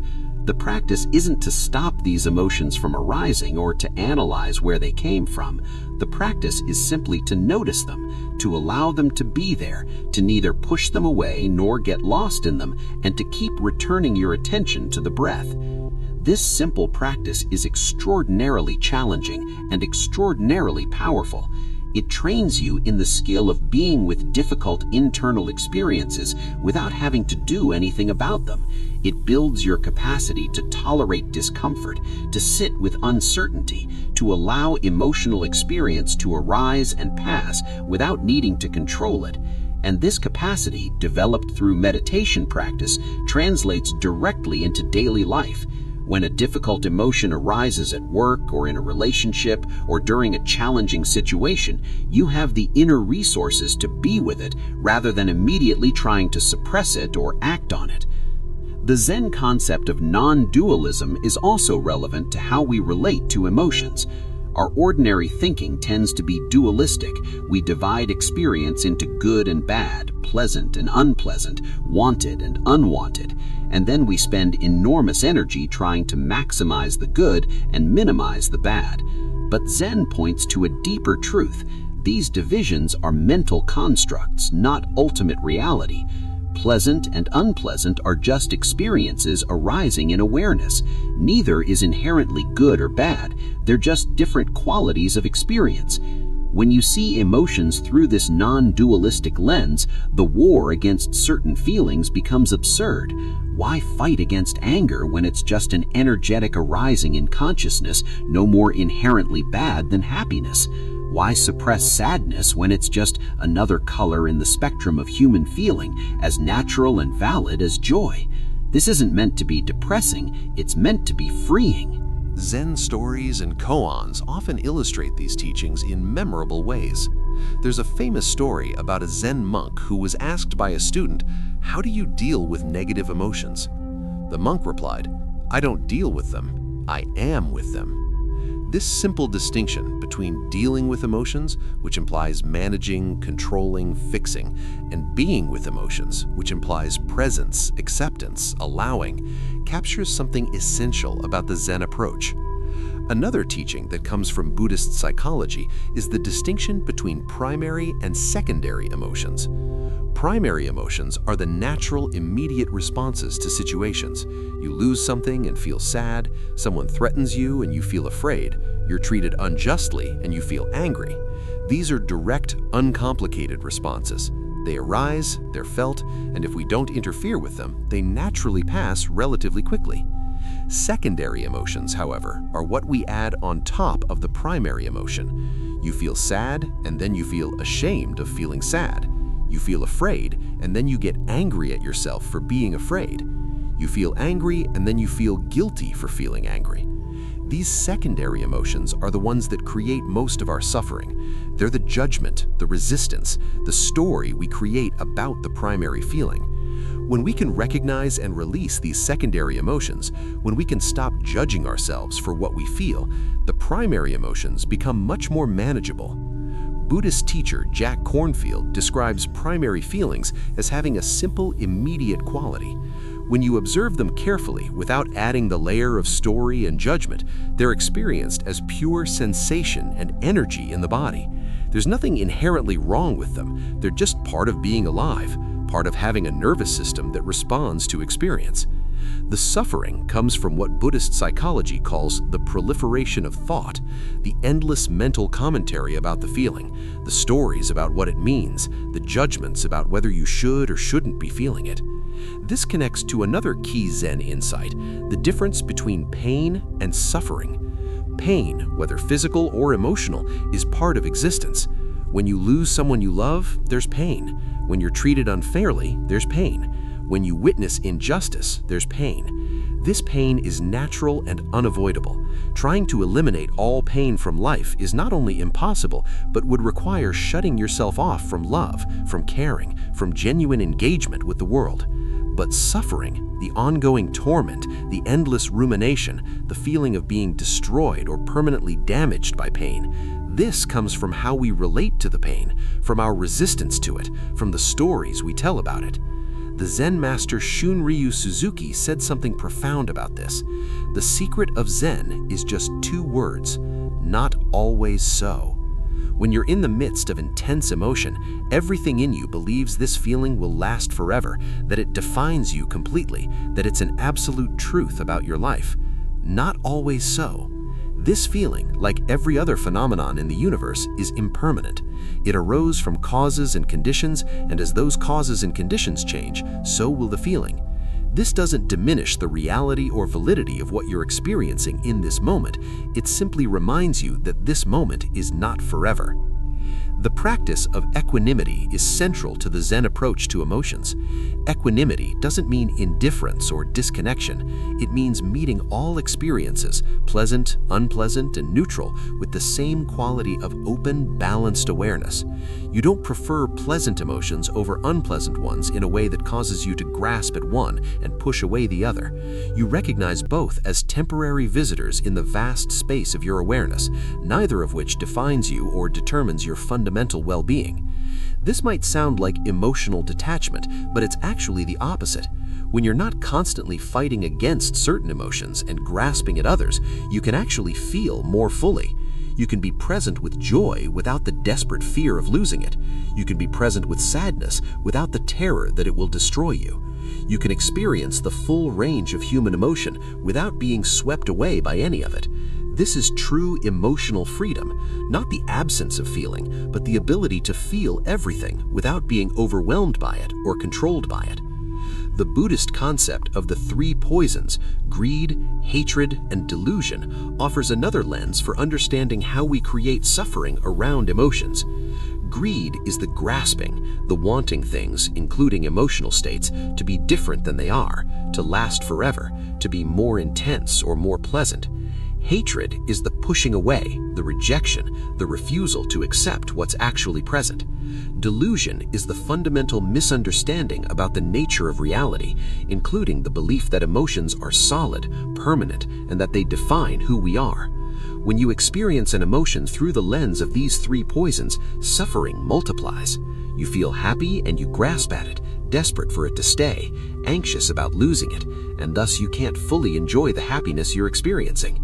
You feel sad and you push it away, tell yourself you shouldn't feel it, try to distract yourself, and thus the sadness persists and intensifies, compounded by your resistance. The antidote to these three poisons, according to Buddhist teaching, is wisdom, seeing clearly the nature of emotions as impermanent, seeing clearly that you are not your emotions, seeing clearly that acceptance rather than resistance leads to peace. Loving kindness practice, or metta meditation, is another powerful tool from the Buddhist tradition for working with difficult emotions. This practice involves directing well wishes towards yourself and others. May I be happy, may I be peaceful, may I be free from suffering. When you're caught in difficult emotions, particularly those involving harsh self-judgment, practicing loving kindness towards yourself can be transformative. You're essentially training yourself to be a friend to yourself, to offer yourself the same compassion you would offer someone you care about. When you direct loving kindness toward the part of yourself that's experiencing a difficult emotion, something shifts. Instead of fighting the emotion or being identified with it, you're holding it with care. This is me feeling afraid. May I be gentle with my fear. May I be kind to myself in this difficult moment. This doesn't make the fear instantly disappear, but it changes your relationship to it. The fear is no longer the enemy to be vanquished. It's a part of your experience that deserves compassion. The Zen tradition also emphasizes the practice of beginner's mind, approaching each moment, including each emotional experience, as if for the first time, without the overlay of all your accumulated ideas and judgments about it.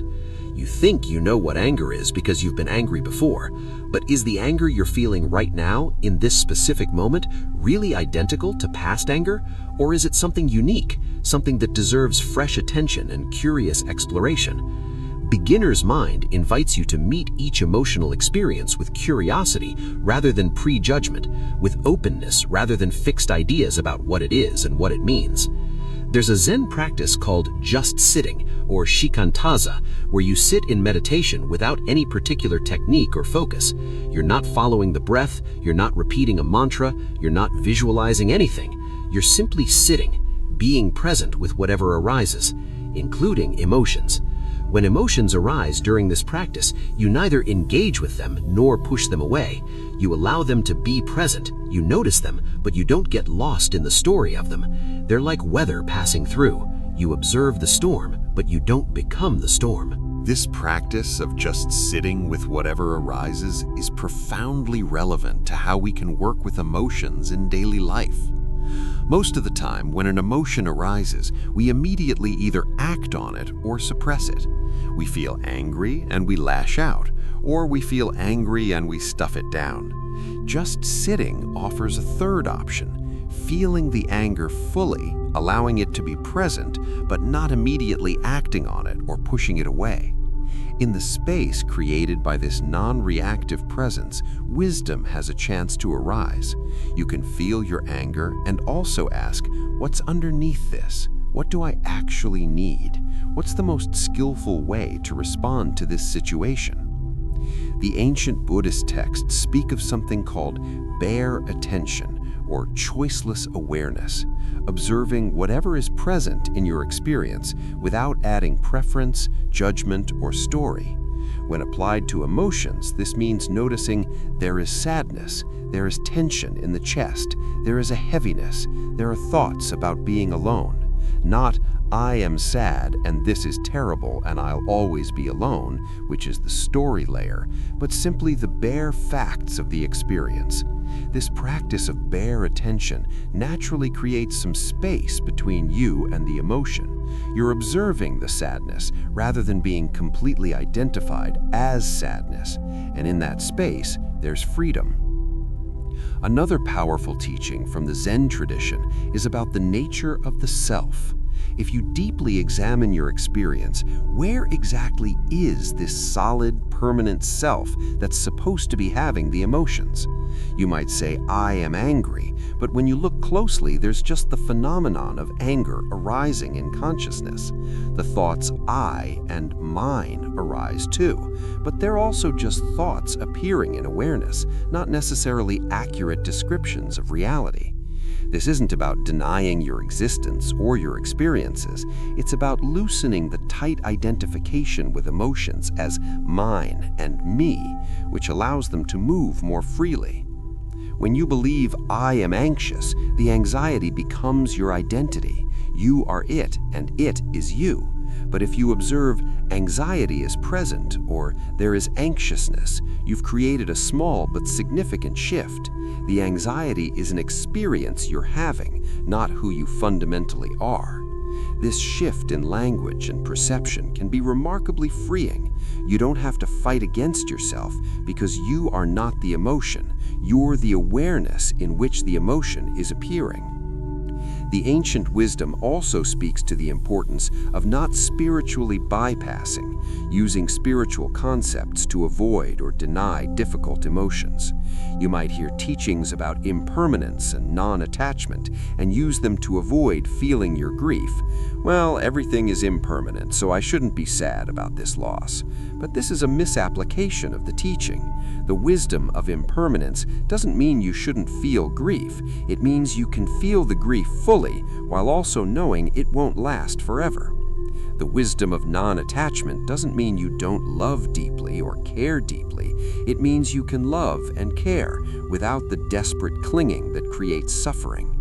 True emotional wisdom from the Buddhist perspective includes acknowledging the full reality of your emotional experience while also understanding its impermanent, constructed nature. It's holding both truths simultaneously. This emotion is real and valid right now, and it's also not the whole truth about who you are or what your life is. This both-and capacity, rather than either-or thinking, is part of the maturity that comes from deep practice.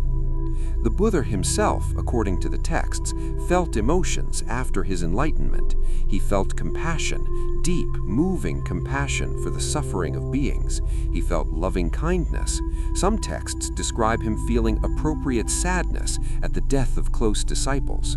Enlightenment, in the Buddhist view, is not about becoming emotionally dead or transcending all feeling. It's about being free from the afflictive emotions, the ones rooted in delusion, hatred, and greed, and being able to experience the full range of human emotion without being controlled by it, without adding layers of suffering on top of the natural pain of existence.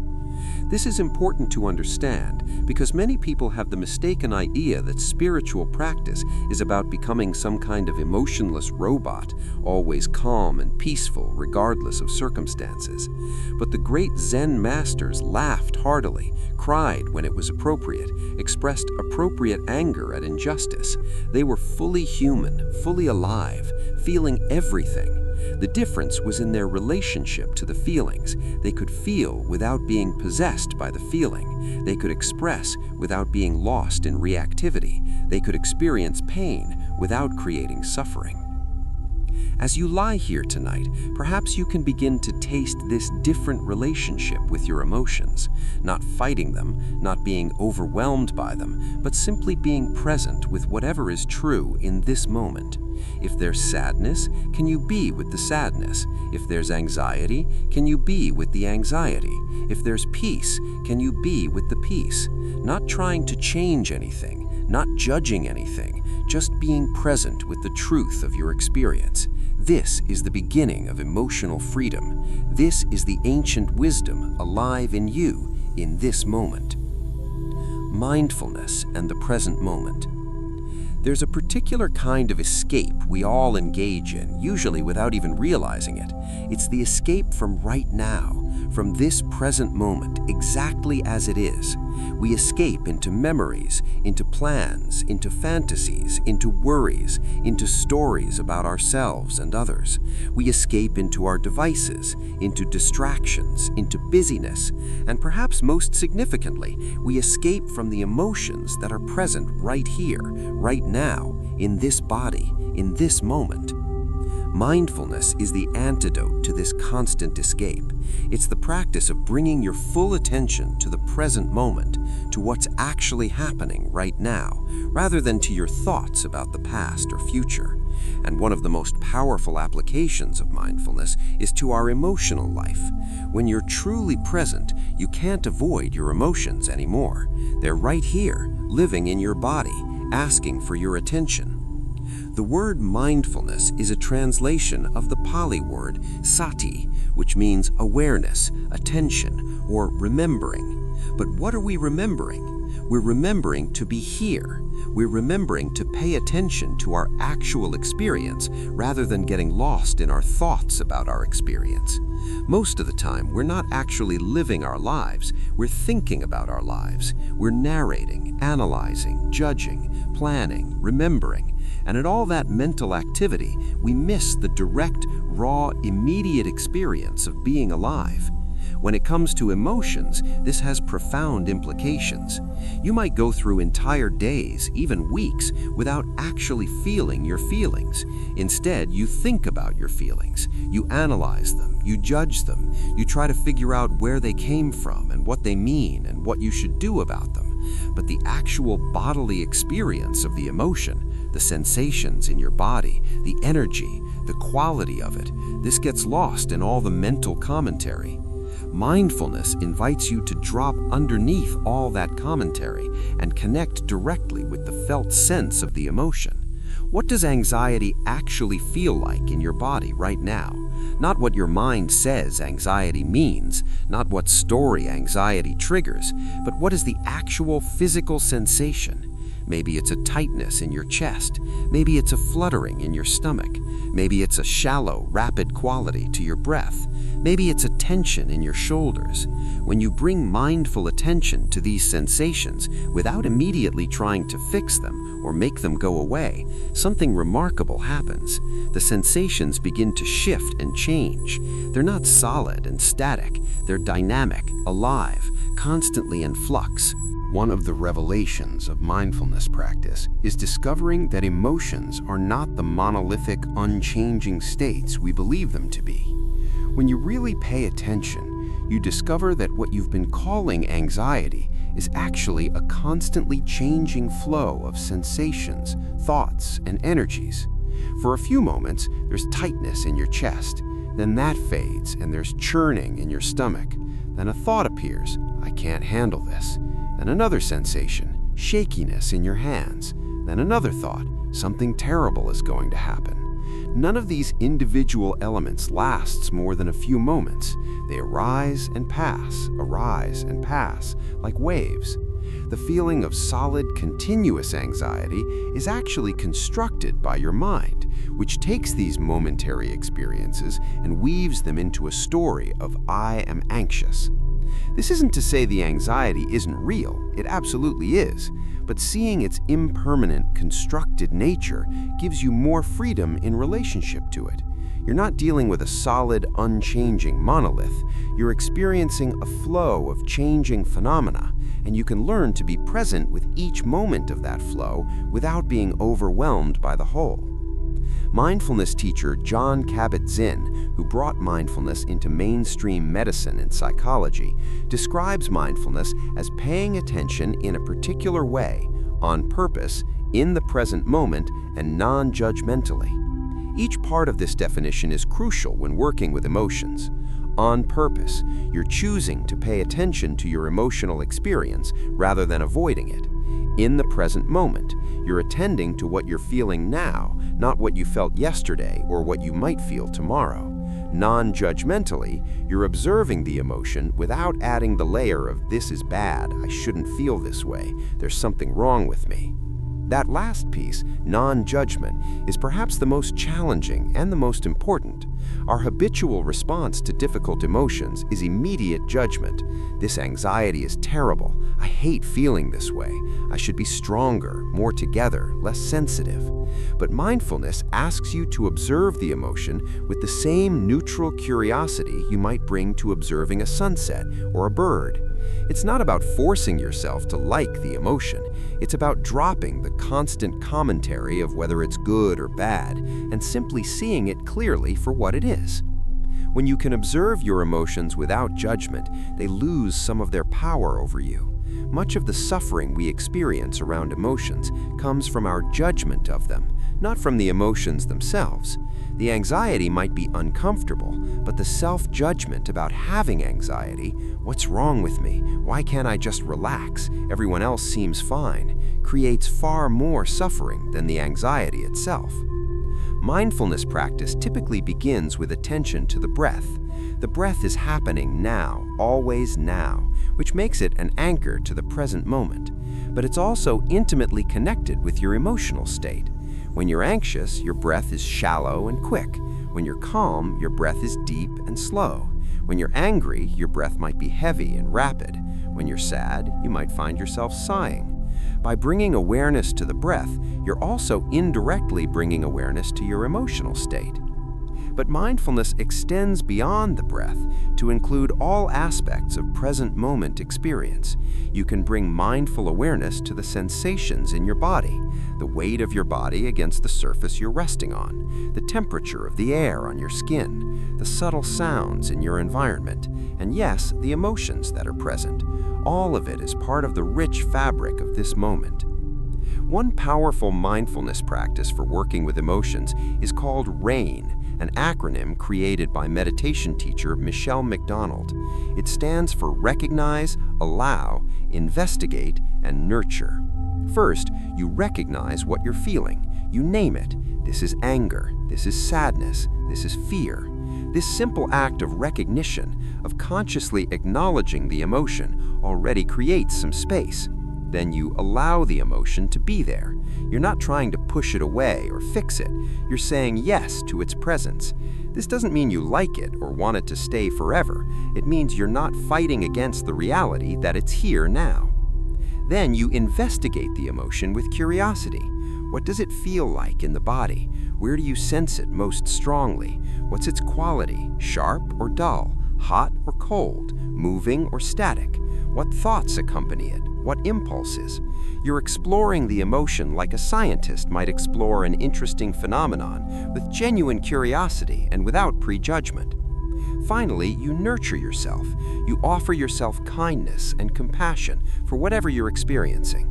You might place a hand on your heart or speak kind words to yourself internally. This is difficult. May I be kind to myself. May I give myself the compassion I need. This RAIN practice can be done in just a few minutes when you notice a strong emotion arising, or it can be extended into a longer meditation. The key is that you're meeting the emotion with presence, acceptance, curiosity, and kindness, rather than with resistance, judgment, or attempt to escape. And repeatedly, people find that when they do this, when they turn toward their difficult emotions with mindfulness rather than turning away, the emotions become more manageable. Not necessarily pleasant, but bearable. Not overwhelming, but something they can be with. The present moment is the only moment you actually have any power or choice. In your thoughts about the past, you're lost in what's already gone. In your worries about the future, you're living in what hasn't happened yet and may never happen. But right here, right now, in this moment, this is where your life is actually occurring. This is where you can choose how to respond. This is where change is possible. And when it comes to emotions, the present moment reveals a truth that's easy to miss when you're lost in thought. In any given moment, you can almost always handle what you're feeling. It's when you add the weight of the past and the fear of the future that emotions become overwhelming. Think about it. Right now, in this exact moment, are you okay? Not is your life okay, not is your situation okay, but right now, as you're resting here, are you fundamentally okay? Usually the answer is yes. The catastrophe your mind is worrying about hasn't happened yet. The painful event your mind is ruminating about already happened. It's not happening now. What's actually present in this moment is usually manageable. Maybe there's discomfort, maybe there's difficult emotion, but it's this moment's worth of discomfort, this moment's worth of emotion, and a moment's worth is almost always bearable. This is what mindfulness reveals. When you're fully present, anxiety about the future loses its grip because you're not in the future, you're here. Regret about the past loses its sting because you're not in the past, you're here. The emotions that felt overwhelming when you were tangled in thoughts about them become simply what they are: sensations, energies, experiences arising in the now. And the now, even when it's uncomfortable, is usually okay. You're still breathing, your heart is still beating, you're alive, you're here, and you're managing. Mindfulness also teaches us about the space between stimulus and response. Viktor Frankl, who survived the Nazi concentration camps, famously said, "Between stimulus and response there is a space.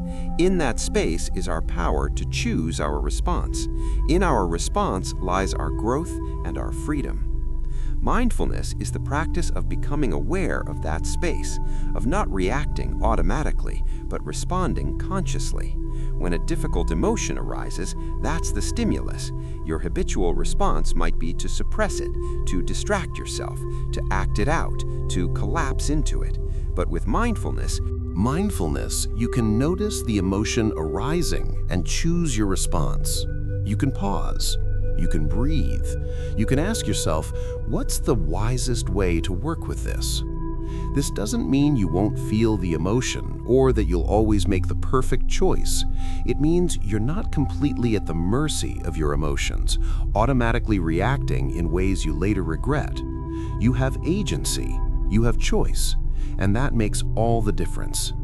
Many people believe they don't have control over their emotions, and in one sense, that's true. You can't simply decide not to feel what you feel, but you do have control over how you respond to your emotions, how you relate to them, how you express them or don't express them.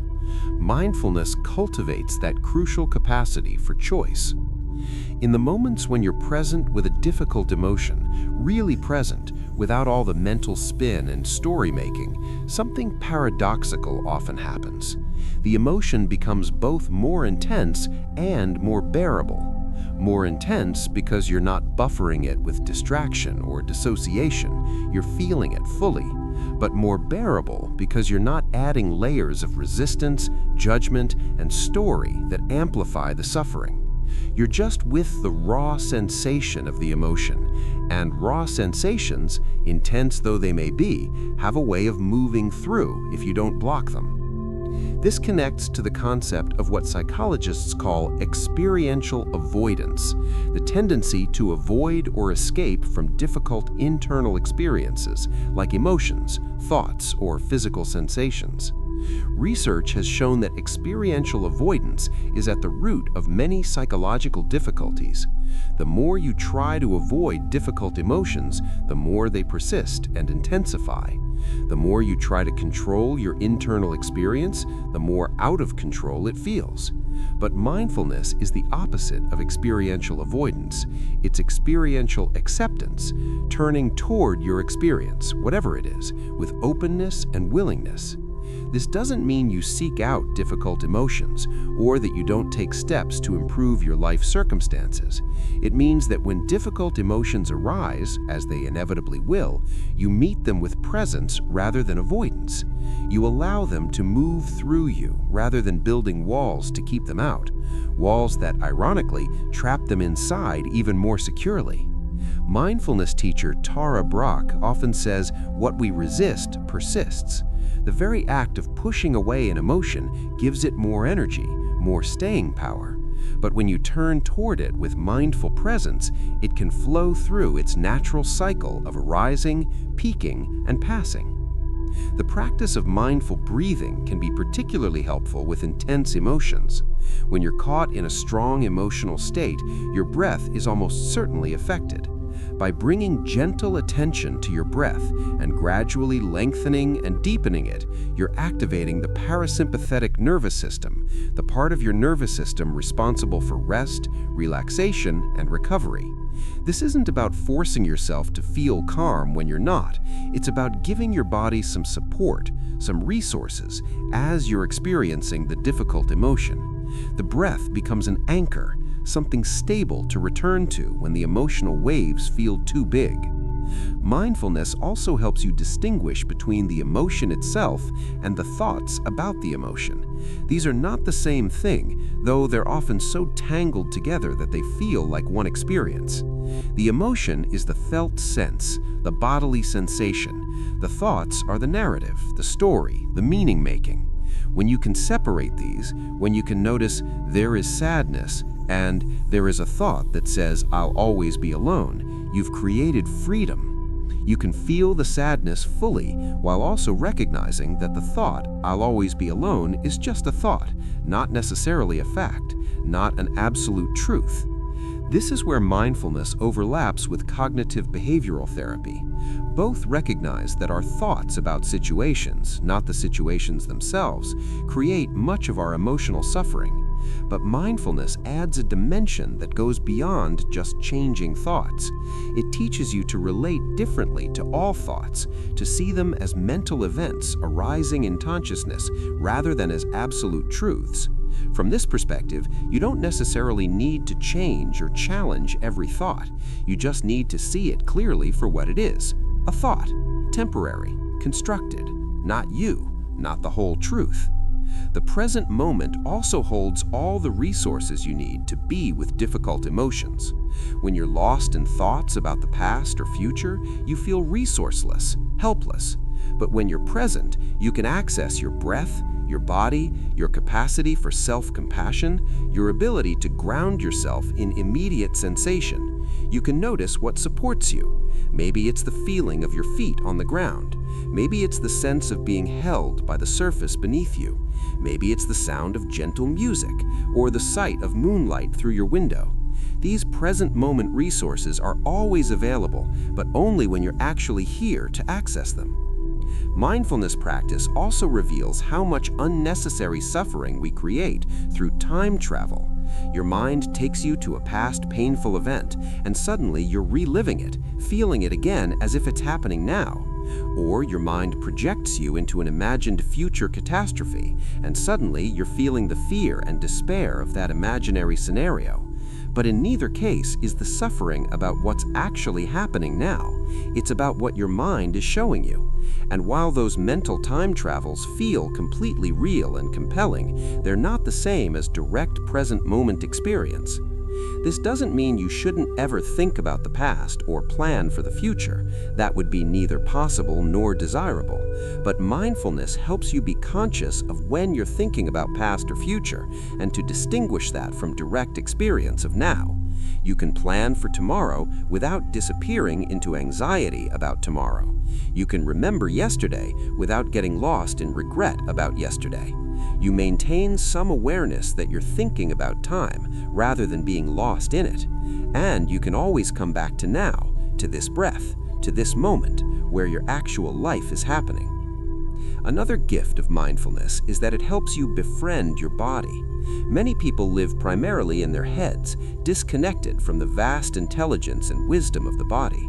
But the body is where emotions live. The body is where you feel everything. And the body is constantly sending you information about what you need, about what's working and what isn't, about how you're truly feeling underneath all the thoughts and stories. When you bring mindful attention to your body, you begin to hear these messages again. You begin to trust the wisdom of your physical self. Your body knows things your mind hasn't figured out yet. It knows when someone isn't trustworthy, even if your mind is still making excuses for them. It knows when you're overwhelmed, even if your mind is insisting you should be able to handle more. It knows when you need rest, when you need connection, when you need to move, when you need to speak up. Mindfulness creates that quiet, attentive space where you can hear what your body is telling you. And this body wisdom is particularly important when it comes to emotions, because emotions are fundamentally embodied experiences. When you practice mindfulness regularly, something shifts in your default mode of being. Instead of constantly trying to escape or fix or control your experience, you develop more capacity to simply be with it. This doesn't happen overnight. It's a gradual training, a gentle rewiring of your habitual patterns. But over time, with consistent practice, you find that you can tolerate more discomfort. Can be with more uncertainty. You can feel more deeply without being overwhelmed. Your window of tolerance, the zone of arousal in which you can function and think clearly, expands. Things that used to send you into anxiety or shutdown become more manageable, not because you've gotten tougher or more numb, but because you've gotten more present, more grounded, more able to be with what is. Mindfulness also cultivates what psychologists call decentering, the ability to observe your thoughts and emotions from a slight distance without being completely identified with them.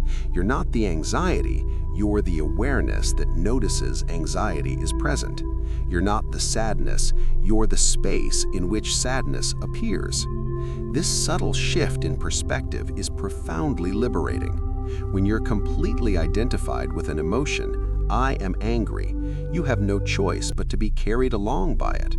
But when you can step back just slightly and observe, there is anger, you've created a crucial space for choice, for wisdom, for skillful response rather than automatic reaction.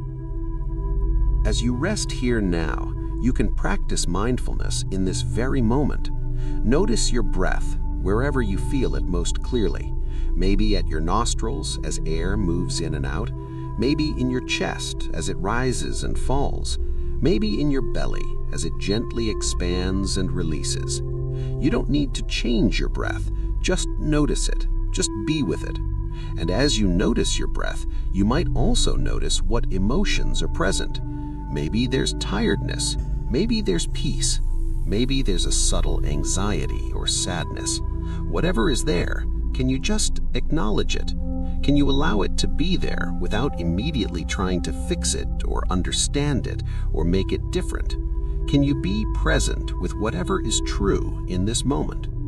This is mindfulness, not as some lofty spiritual achievement, but as this simple, immediate practice of being here, being present, being awake to your actual experience.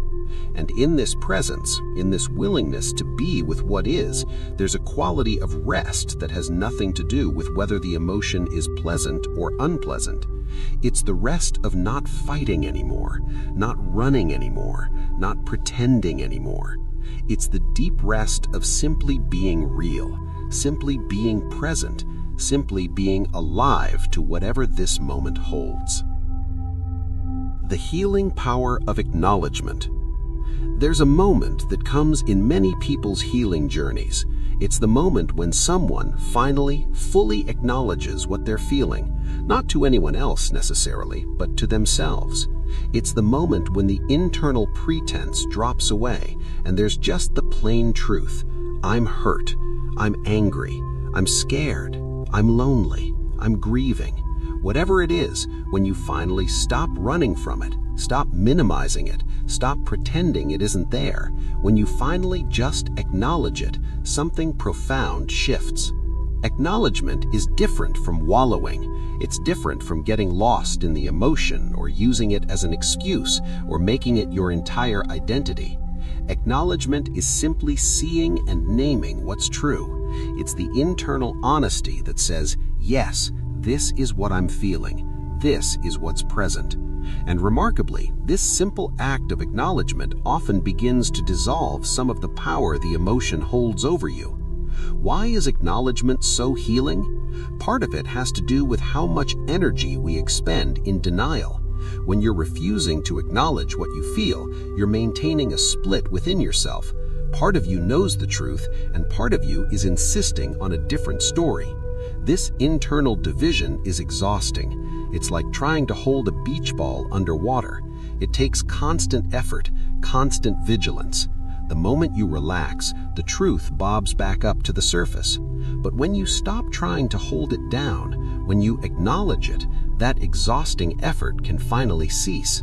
The energy that was going into denial becomes available for healing. Psychological research has demonstrated the power of emotional labeling or affect labeling. When you can accurately name and identify what you're feeling, it activates specific regions in the prefrontal cortex that are involved in emotional regulation.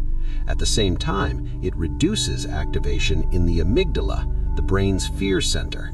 In other words, the simple act of naming an emotion, "I'm anxious," begins to calm the emotional intensity. This isn't magic, it's neurobiology. Language and conscious awareness engage different parts of the brain than the parts generating the emotion, and this engagement creates regulation. But it's not just about saying the word, it's about really acknowledging the felt experience.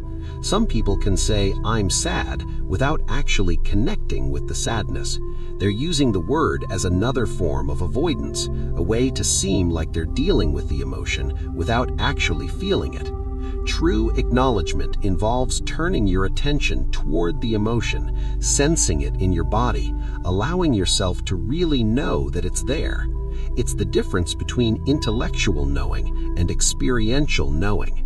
When you acknowledge an emotion to yourself, you're essentially saying, "This feeling is real, it matters, it deserves recognition." For many people, especially those who grew up in environments where their emotions were dismissed or invalidated, this self-validation is revolutionary. You might have been told your whole life that you're too sensitive, that you shouldn't feel what you feel, that your emotions are wrong or excessive. Self-acknowledgement pushes back against those messages. It says, "No, my feelings are valid. I'm allowed to feel what I feel." This validation doesn't mean every emotion is justified in the sense that it's based on accurate perception. Sometimes your anxiety is about something that's very unlikely to happen. Sometimes your anger is based on a misunderstanding. But even if the emotion is based on a misperception, the emotion itself is still real. You're still feeling it. And that feeling deserves acknowledgement before you can work with it, understand it, or change it. Trying to change or eliminate an emotion you haven't first acknowledged is like trying to fix a problem you refuse to admit exists. It doesn't work. Acknowledgement is also the foundation for self-compassion. You can't be compassionate towards yourself about something you're refusing to acknowledge. If you're in pain but you're telling yourself you're fine, there's no space for self-compassion to arise. But when you acknowledge, "I'm really struggling right now, this is difficult for me," compassion becomes possible. You can offer yourself the kindness and support you need. You can ask what would be helpful. You can take care of yourself in the way you would take care of someone you love who was going through something hard. Dr. Kristen Neff, one of the leading researchers on self-compassion, identifies three components: self-kindness versus self-judgment, common humanity versus isolation, and mindfulness versus over-identification. Acknowledgement is intimately connected to all three. When you acknowledge your difficult emotions with kindness rather than judgment, when you recognize that these emotions are part of being human rather than signs that you're uniquely flawed, and when you're mindful of your emotions without getting completely swept away by them, this is self-compassion in action, and it all begins with acknowledgement. Sometimes the act of acknowledgement needs to be very simple and very basic. You don't need to understand where the feeling came from or what it means or what you should do about it. You just need to acknowledge that it's there. I notice sadness. I'm aware of anxiety. Anger is present. This bare acknowledgement, without the added layer of analysis or story, can be incredibly powerful. It's you showing up for yourself, being present with what's true, not running away. For many people, writing can be a powerful tool for acknowledgement. When you write about your emotions, even just a few sentences in a journal, you're engaging in a form of acknowledgement. You're externalizing what's been internal. You're giving form to what's been formless. You're making the invisible visible. Studies have shown that expressive writing about emotional experiences can have significant benefits for both physical and mental health. It helps process emotions, reduces rumination, and can even improve immune function. Part of what makes it powerful is simply that it's an act of full acknowledgement. You're not just thinking about your feelings, you're articulating them, naming them, giving them space outside of yourself where you can see them more clearly.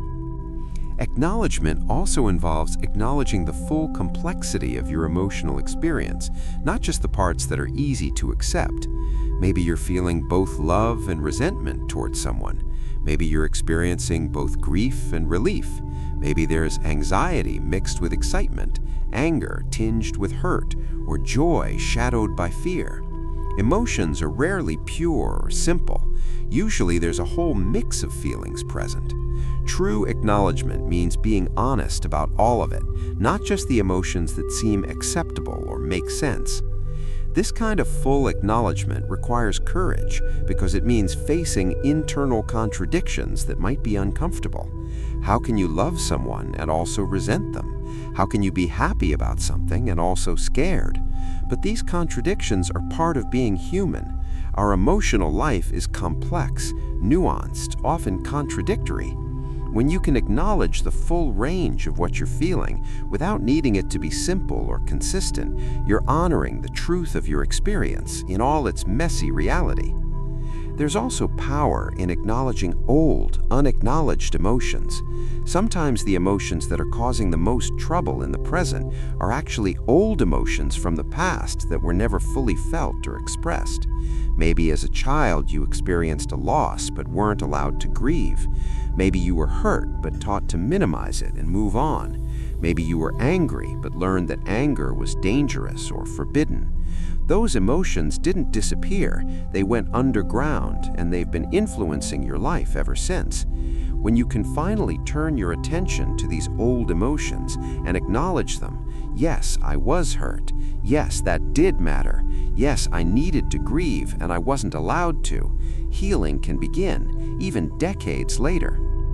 This process of acknowledging old emotions often happens in therapy, but it can also happen through personal reflection, through journaling, through meditation, or simply through a decision to stop denying your history.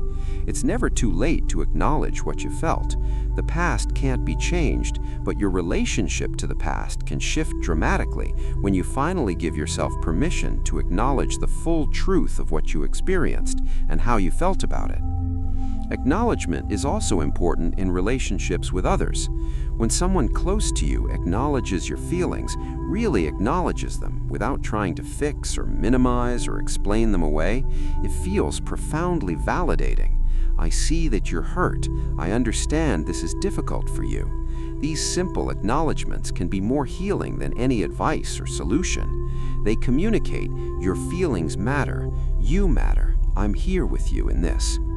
And when you learn to acknowledge your own emotions, you also become better able to acknowledge others' emotions in this healing way. But acknowledgement with others starts with acknowledgement with yourself. You can't truly acknowledge someone else's pain if you're running from your own. You can't hold space for someone else's emotions if you're terrified of your own. Self-acknowledgement creates the capacity for empathy and presence with others. It's like learning a language. Once you're fluent in the language of your own emotions, you can understand and respond to the emotions of others much more skillfully. Sometimes acknowledgement involves accepting that you don't know. You're feeling something, but you can't quite name it, or you're feeling multiple things that seem to contradict each other and you don't understand why. That's okay. Acknowledgement doesn't require perfect clarity or understanding. It just requires honesty. I don't know exactly what I'm feeling, but I know it's uncomfortable. Something is off, but I can't put my finger on it. This acknowledgement of uncertainty or confusion is just as valid and important as acknowledging a clearly identified emotion. The opposite of acknowledgement is denial, minimization, or dismissal. It's nothing, I'm fine. I shouldn't feel this way. Other people have it worse. I'm just being overly sensitive. These are ways we refuse to acknowledge our emotional reality. And while they might seem like they're protecting us from difficult feelings, they actually trap us in those feelings. What we don't acknowledge, we can't heal. What we refuse to see clearly, we can't work with.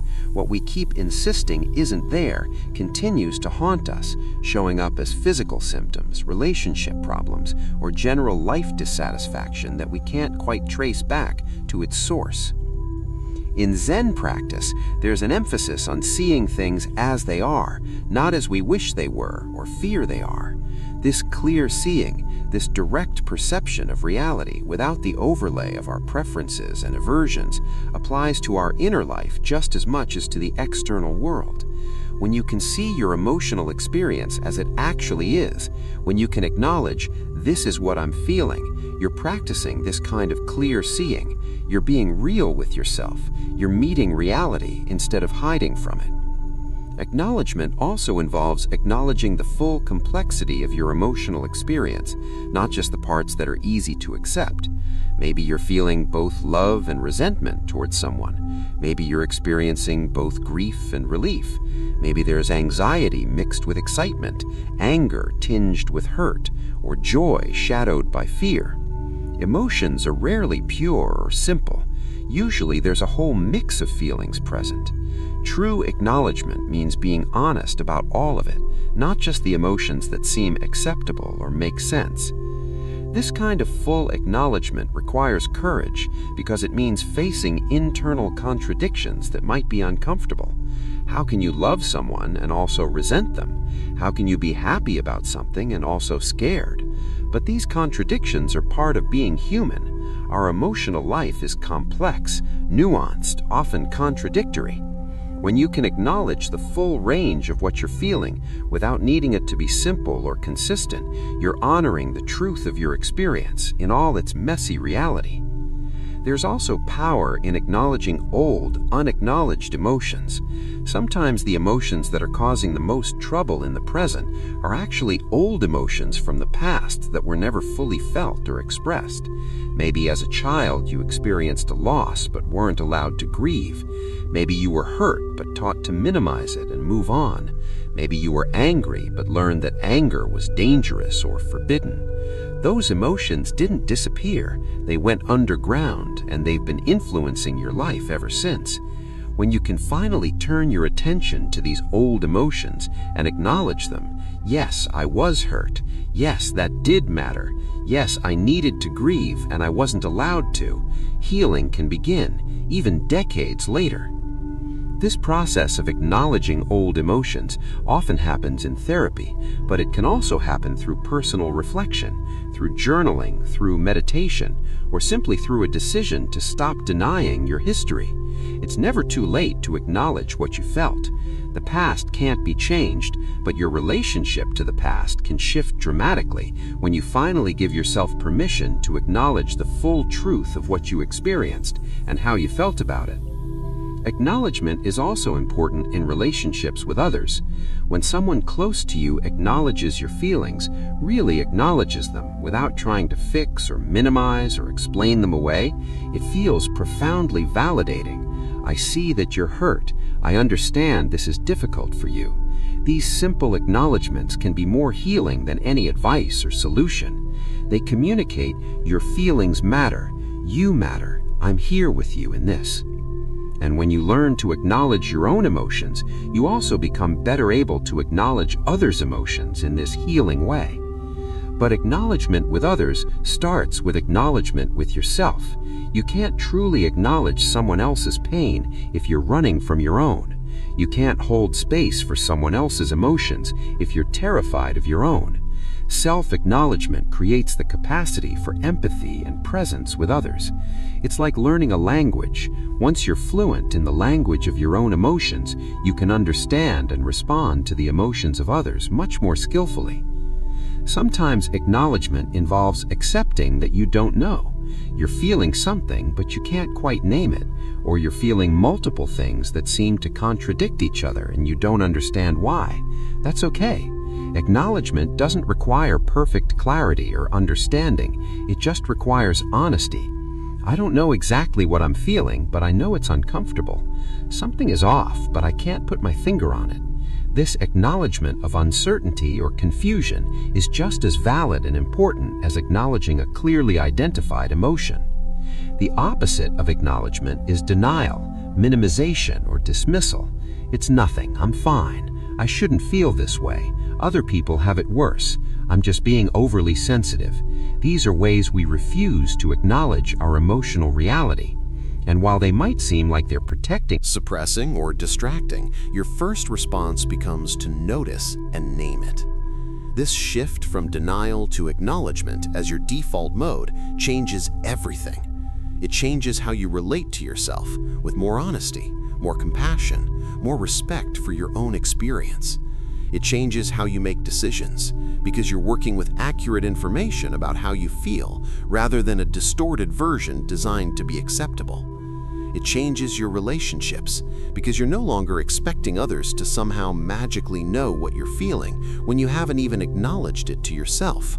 It changes your health because your body is no longer being asked to hold emotions that have been denied by your consciousness. Acknowledgement is not the end of the journey with any emotion. After acknowledgement comes all the other work of understanding, processing, expressing, and ultimately releasing or transforming the emotion. But acknowledgement is the essential first step. It's the moment when you stop fighting reality and start working with it. It's the moment when healing becomes possible because you finally admitted there's something to heal. It's the moment when the unspoken feeling is finally blessedly spoken, at least to yourself, and in that speaking, something locked begins to unlock, something frozen begins to thaw, something hidden begins to emerge into the light where it can finally be seen, held, and ultimately set free. Compassionate self-talk and inner dialogue. Right now, as you rest in this quiet moment, there's likely a voice speaking in your mind. Maybe it's commenting on what you're hearing, or planning tomorrow, or reviewing today. This inner voice, this constant stream of self-talk, is one of the most powerful forces in your life. It shapes how you see yourself, how you interpret your experiences, and crucially, how you relate to your emotions. For many people, unfortunately, this inner voice is harsh, critical, judgmental, more like an enemy than a friend. Listen for a moment to how you talk to yourself. When you make a mistake, what does your inner voice say? When you're struggling with difficult emotions, how does it respond? When you're not meeting your own expectations, what tone does it take? For many people, the answers are troubling. The inner voice says things like, "You're such an idiot. What's wrong with you? You always mess everything up. You're so weak. Everyone else can handle this. Why can't you? You're pathetic for feeling this way." Would you talk to a friend this way? Would you speak to a child or even a stranger with such harshness?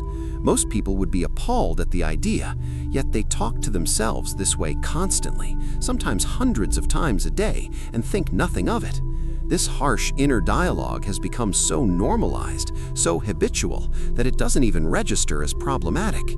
It's just how you think. It's just reality. Except it's not. It's a learned pattern, and like any learned pattern, it can be unlearned and replaced with something healthier. The concept of the inner critic has been explored extensively in psychology. It's that part of your psyche that constantly judges, evaluates, and usually finds you wanting. The inner critic often developed as a protective mechanism, usually in childhood. Maybe you internalized the critical voice of a parent or teacher. Maybe you developed self-criticism as a way to try to prevent making mistakes that would lead to punishment or rejection. Maybe you learned that being hard on yourself was the only way to motivate yourself to do better. Whatever its origins, the inner critic became a permanent resident in your mind, always ready to point out your flaws, your failures, your inadequacies. And when it comes to emotions, the inner critic is particularly active. You feel sad, and the critic says, "You're so weak."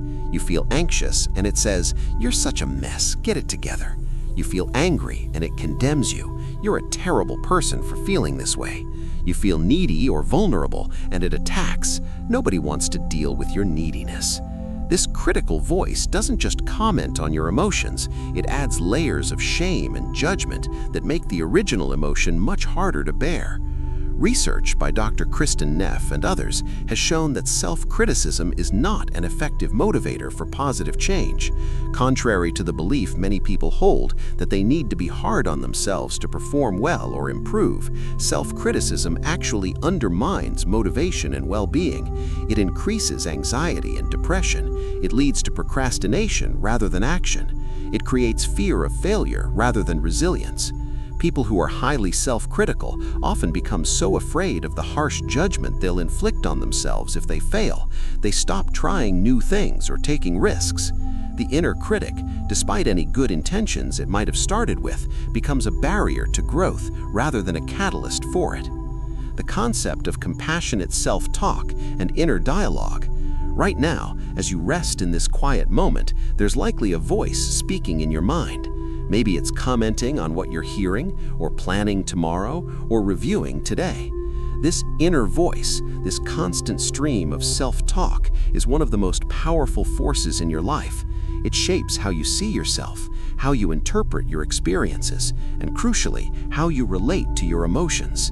For many people, unfortunately, this inner voice is harsh, critical, judgmental, more like an enemy than a friend. Listen for a moment to how you talk to yourself. When you make a mistake, what does your inner voice say? When you're struggling with difficult emotions, how does it respond? When you're not meeting your own expectations, what tone does it take? For many people, the answers are troubling. The inner voice says things like, "You're such an idiot. What's wrong with you? You always mess everything up. You're so weak. Everyone else can handle this. Why can't you? You're pathetic for feeling this way." Would you talk to a friend this way? Would you speak to a child or even a stranger with such harshness? Most people would be appalled at the idea, yet they talk to themselves this way constantly, sometimes hundreds of times a day, and think nothing of it. This harsh inner dialogue has become so normalized, so habitual, that it doesn't even register as problematic. It's just how you think. It's just reality. Except it's not. It's a learned pattern, and like any learned pattern, it can be unlearned and replaced with something healthier. The concept of the inner critic has been explored extensively in psychology. It's that part of your psyche that constantly judges, evaluates, and usually finds you wanting. The inner critic often developed as a protective mechanism, usually in childhood. Maybe you internalized the critical voice of a parent or teacher. Maybe you developed self-criticism as a way to try to prevent making mistakes that would lead to punishment or rejection. Maybe you learned that being hard on yourself was the only way to motivate yourself to do better. Whatever its origins, the inner critic became a permanent resident in your mind, always ready to point out your flaws, your failures, your inadequacies. And when it comes to emotions, the inner critic is particularly active. You feel sad, and the critic says, "You're so weak." You feel anxious, and it says, "You're such a mess, get it together." You feel angry, and it condemns you. "You're a terrible person for feeling this way." You feel needy or vulnerable, and it attacks. Nobody wants to deal with your neediness. This critical voice doesn't just comment on your emotions, it adds layers of shame and judgment that make the original emotion much harder to bear. Research by Dr. Kristen Neff and others has shown that self-criticism is not an effective motivator for positive change. Contrary to the belief many people hold that they need to be hard on themselves to perform well or improve, self-criticism actually undermines motivation and well-being. It increases anxiety and depression. It leads to procrastination rather than action. It creates fear of failure rather than resilience. People who are highly self-critical often become so afraid of the harsh judgment they'll inflict on themselves if they fail, they stop trying new things or taking risks. The inner critic, despite any good intentions it might have started with, becomes a barrier to growth rather than a catalyst for it. The concept of compassionate self-talk and inner dialogue. Right now, as you rest in this quiet moment, there's likely a voice speaking in your mind. Maybe it's commenting on what you're hearing, or planning tomorrow, or reviewing today. This inner voice, this constant stream of self-talk, is one of the most powerful forces in your life. It shapes how you see yourself, how you interpret your experiences, and crucially, how you relate to your emotions. For many people, unfortunately, this inner voice is harsh, critical, judgmental, more like an enemy than a friend. Listen for a moment to how you talk to yourself. When you make a mistake, what does your inner voice say? When you're struggling with difficult emotions, how does it respond? When you're not meeting your own expectations, what tone does it take? For many people, the answers are troubling. The inner voice says things like, "You're such an idiot. What's wrong with you? You always mess everything up. You're so weak. Everyone else can handle this. Why can't you? You're pathetic for feeling this way." Would you talk to a friend this way? Would you speak to a child or even a stranger with such harshness? Most people would be appalled at the idea, yet they talk to themselves this way constantly, sometimes hundreds of times a day, and think nothing of it. This harsh inner dialogue has become so normalized, so habitual, that it doesn't even register as problematic. It's just how you think. It's just reality. Except it's not. It's a learned pattern, and like any learned pattern, it can be unlearned and replaced with something healthier. The concept of the inner critic has been explored extensively in psychology. It's that part of your psyche that constantly judges, evaluates, and usually finds you wanting. The inner critic often developed as a protective mechanism, usually in childhood. Maybe you internalized the critical voice of a parent or teacher. Maybe you developed self-criticism as a way to try to prevent making mistakes that would lead to punishment or rejection.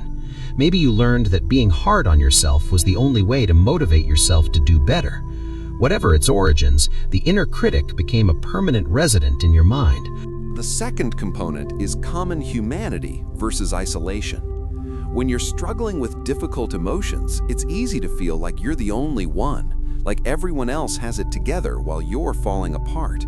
But this is an illusion. Emotional struggle is part of the shared human experience. Everyone feels sadness, fear, anger, confusion. Everyone has moments of overwhelm. Recognizing that your emotions connect you to the human family rather than separating you from it can ease the loneliness of emotional pain. You're not uniquely flawed for feeling what you feel. You're human.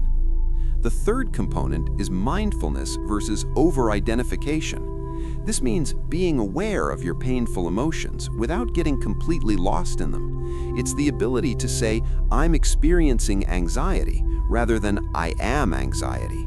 It's holding your emotional experience in balanced awareness, neither suppressing it nor becoming overwhelmed by it.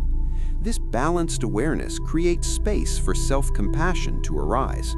When you bring these three components together in relationship to your unspoken emotions, the practice might sound something like this. "I'm feeling really hurt right now. This is painful." That's the mindfulness. So many people feel hurt like this. This is part of being human, being in relationships, caring about things. That's the common humanity. May I be kind to myself in this moment.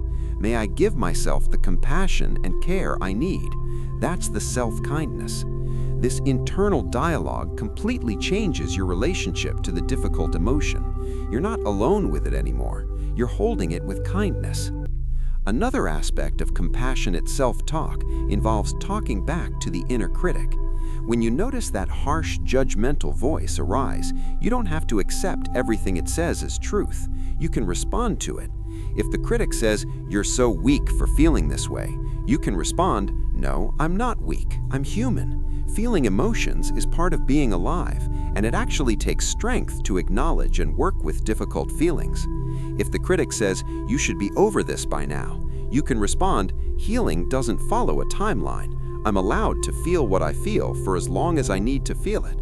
This practice of responding to the inner critic takes practice. At first, the critic's voice might be much louder and more believable than your compassionate voice. But over time, with consistent practice, the compassionate voice grows stronger. You start to internalize it. It becomes more automatic. Eventually, you might find that the inner critic quiets down because there's a strong, loving voice inside that won't accept its harsh judgments anymore. Physical gestures can support compassionate self-talk.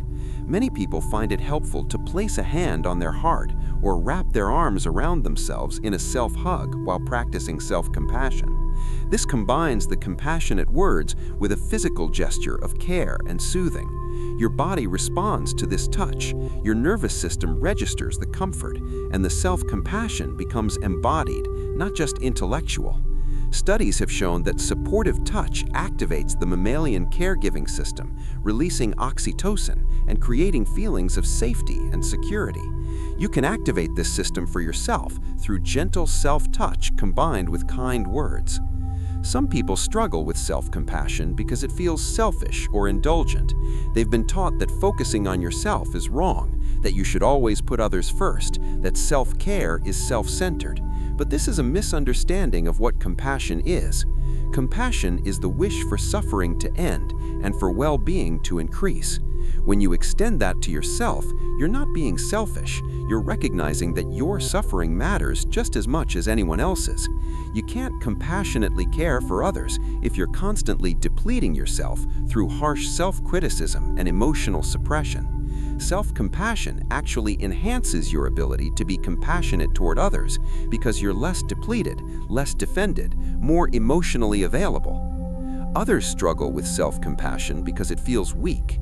In a culture that often values toughness and self-reliance, being kind to yourself can seem like giving up, like failing to push yourself hard enough. But research has shown the opposite is true. Self-compassion is associated with greater resilience, not less.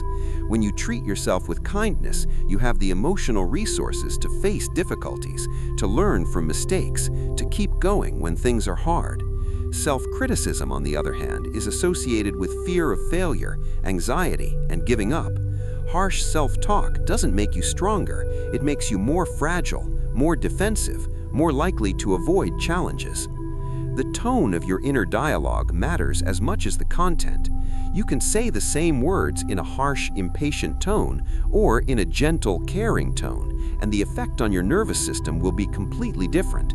When you practice compassionate self-talk, pay attention to the tone. Make it warm, make it gentle, make it the tone you would use with someone you deeply care about who's having a hard time. This soft tone itself is soothing, helping to regulate your emotional state.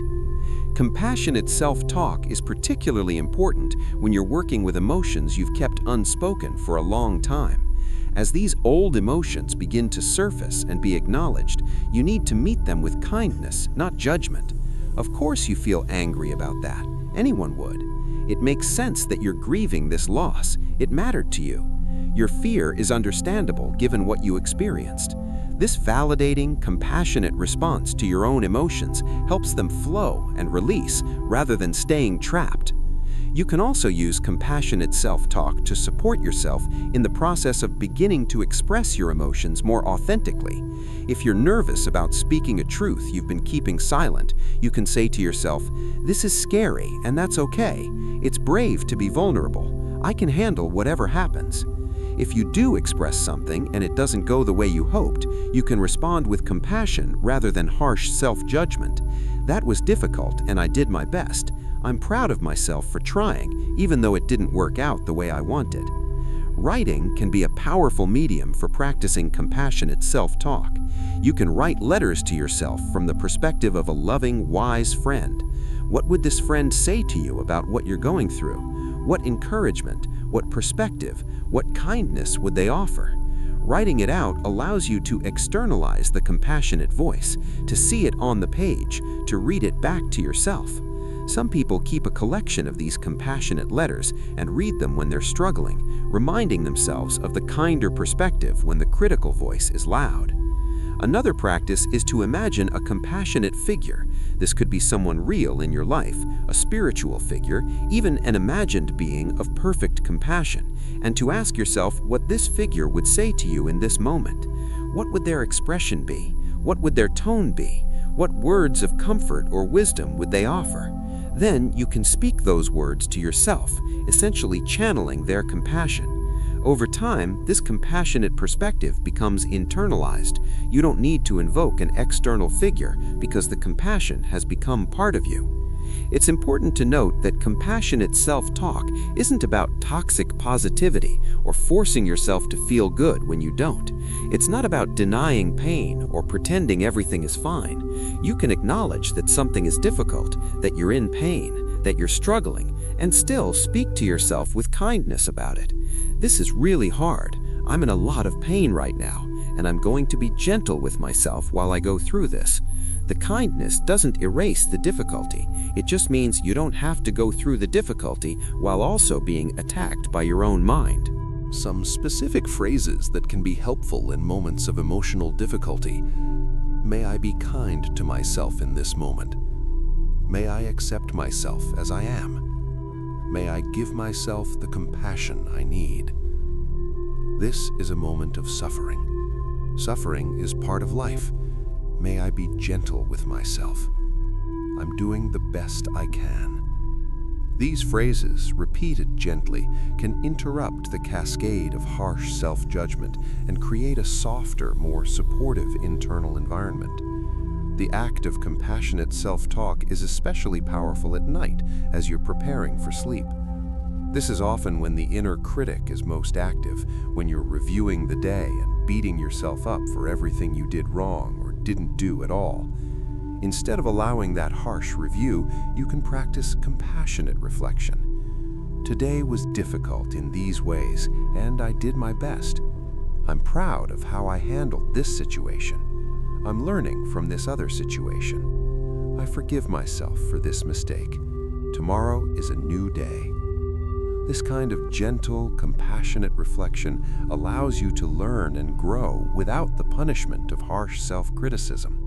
It lets you go to sleep feeling held by your own kindness rather than attacked by your own judgment. Over time, as you consistently practice speaking to yourself with compassion, something remarkable happens. The old patterns of harsh self-talk begin to lose their power. They might still arise, old habits die hard, but you don't believe them as much anymore. You recognize them as learned patterns, not truth, and you have a stronger, kinder voice that can respond. Your internal environment becomes safer, more supportive, more conducive to healing and growth. And from this foundation of self-compassion, it becomes much easier to acknowledge your emotions, to work with them skillfully, and eventually to express them in ways that serve your well-being and your relationships. The art of emotional release. Acknowledgement is essential, compassion is healing, but there's another piece to the puzzle of working with unspoken emotions: release. Emotions are meant to move through you, not to stay locked inside indefinitely. The word emotion itself comes from the Latin emovere, meaning to move out, to move through. Emotions are energy in motion. But when we suppress them, when we refuse to allow them expression, we interrupt their natural flow. They become stuck, stagnant, creating the very problems we've been exploring. So how do we allow emotions to release in ways that are safe, healthy, and healing? First, it's important to understand that release doesn't necessarily mean dramatic catharsis. The Hollywood version of emotional release, screaming into pillows, throwing dishes, sobbing uncontrollably for hours, can sometimes be part of the process, but it's not the only or even the primary way emotions release. Often, release is much quieter, much gentler. It can be as simple as finally allowing yourself to feel what you've been avoiding, breathing with it, and letting it gradually soften and shift. Sometimes release happens in therapy, as you finally put words to experiences that have been wordless. Sometimes it happens in meditation, as you sit with a feeling and it spontaneously begins to dissolve. Sometimes it happens in movement, as you allow your body to express what words cannot. Emotional release can also happen through creative expression. When you paint, write poetry, compose music, dance, or engage in any form of creative art, you're giving your emotions a pathway out that doesn't require verbal expression. The emotions move through you and into the creative work. Many artists will tell you that their art is how they process their feelings, how they make sense of their inner world, how they release what needs to be released. You don't have to be a professional artist for this to work. The simple act of putting colors on a canvas, moving your body to music, or writing in a journal can provide release. Writing is particularly powerful for emotional release. Studies on expressive writing, pioneered by psychologist James Pennebaker, have shown that writing about emotional experiences for just 15 to 20 minutes a day over a few days can have measurable benefits for both physical and mental health. The key is to write freely, without worrying about grammar or structure, just allowing yourself to put onto the page whatever is true about your experience. When you do this, when you externalize the internal, something shifts. The emotions that were swirling inside, creating confusion and pressure, become clearer when you see them written out, and there's a sense of having discharged them, having given them somewhere to go. Tears are one of the body's natural mechanisms for emotional release, particularly for sadness and sometimes for overwhelming joy or relief. When you cry, you're not just expressing emotion, you're literally releasing stress hormones and toxins from your body. Tears contain higher levels of stress hormones than other bodily fluids, suggesting that crying actually helps purge the body of these chemicals. Yet many people have learned to suppress tears, viewing them as a sign of weakness or loss of control. Allowing yourself to cry when tears come, finding a safe space where you can let them flow, is a powerful form of emotional release. After a good cry, people often report feeling lighter, clearer, more peaceful, because something has genuinely been released from the body. Physical movement is another crucial pathway for emotional release. Your body holds emotion, and moving your body can help discharge that held energy. This doesn't have to be intense exercise, though that can certainly help. It can be gentle yoga, walking in nature, dancing alone in your living room, stretching, or any movement that feels good and allows your body to express what words cannot. Some forms of therapy, like somatic experiencing or bioenergetics, specifically use movement to help release trapped emotions. A practitioner might guide you to notice where you're holding tension, to exaggerate that tension, and then to allow it to release through movement or sound. Shaking is a particularly interesting form of physical release. Animals shake after stressful experiences. It's their way of discharging the energy mobilized by the stress response. Humans have this same mechanism, but we've often learned to suppress it. If you've ever noticed yourself trembling or shaking during or after something frightening or overwhelming, that's your nervous system trying to complete the stress cycle, trying to discharge the activation. Allowing that shaking, even encouraging it, can help release stored emotional energy. Some somatic therapists guide clients to practice therapeutic shaking or trembling as a way to discharge chronic stress and trauma held in the body. Breath work is another powerful tool for emotional release. Your breath and your emotional state are intimately connected. When you're suppressing emotions, your breath is typically shallow and restricted. When you consciously deepen and expand your breath, you're creating space for emotions to arise and release. Various breathwork practices, from simple deep breathing to more intensive practices like holotropic breathwork or transformational breath, can facilitate profound emotional release. People often find themselves crying, laughing, or experiencing waves of emotion during deep breathwork sessions, as feelings that have been held for years finally find a pathway out. Sound can be an incredibly cathartic form of release. Sighing, groaning, humming, toning, even screaming in appropriate contexts, these expressions allow emotion to move through you and out. Many spiritual traditions use sound this way. Chanting, singing, and toning are understood as ways to move stuck energy. You don't have to be in a spiritual context to benefit from this. Simply allowing yourself to make sound when you're feeling emotional, to sigh deeply, to groan with frustration, to sob audibly rather than crying silently, can help emotions complete their cycle and release. Nature provides a particularly powerful context for emotional release. There's something about being in natural settings, by the ocean, in the forest, on a mountain, that makes it easier to access and release emotions. Perhaps it's the privacy, the sense of being held by something larger than yourself, the permission that nature seems to give to be fully human. Many people report having profound emotional releases during time spent in nature, crying or raging, or simply sitting in sadness in ways they couldn't allow themselves to do in their regular daily environments. Water, specifically, has a special relationship with emotional release. Taking a shower or a bath when you're emotionally overwhelmed can be deeply releasing. The water somehow supports the flow of emotion. Crying in the shower is a common experience for many people.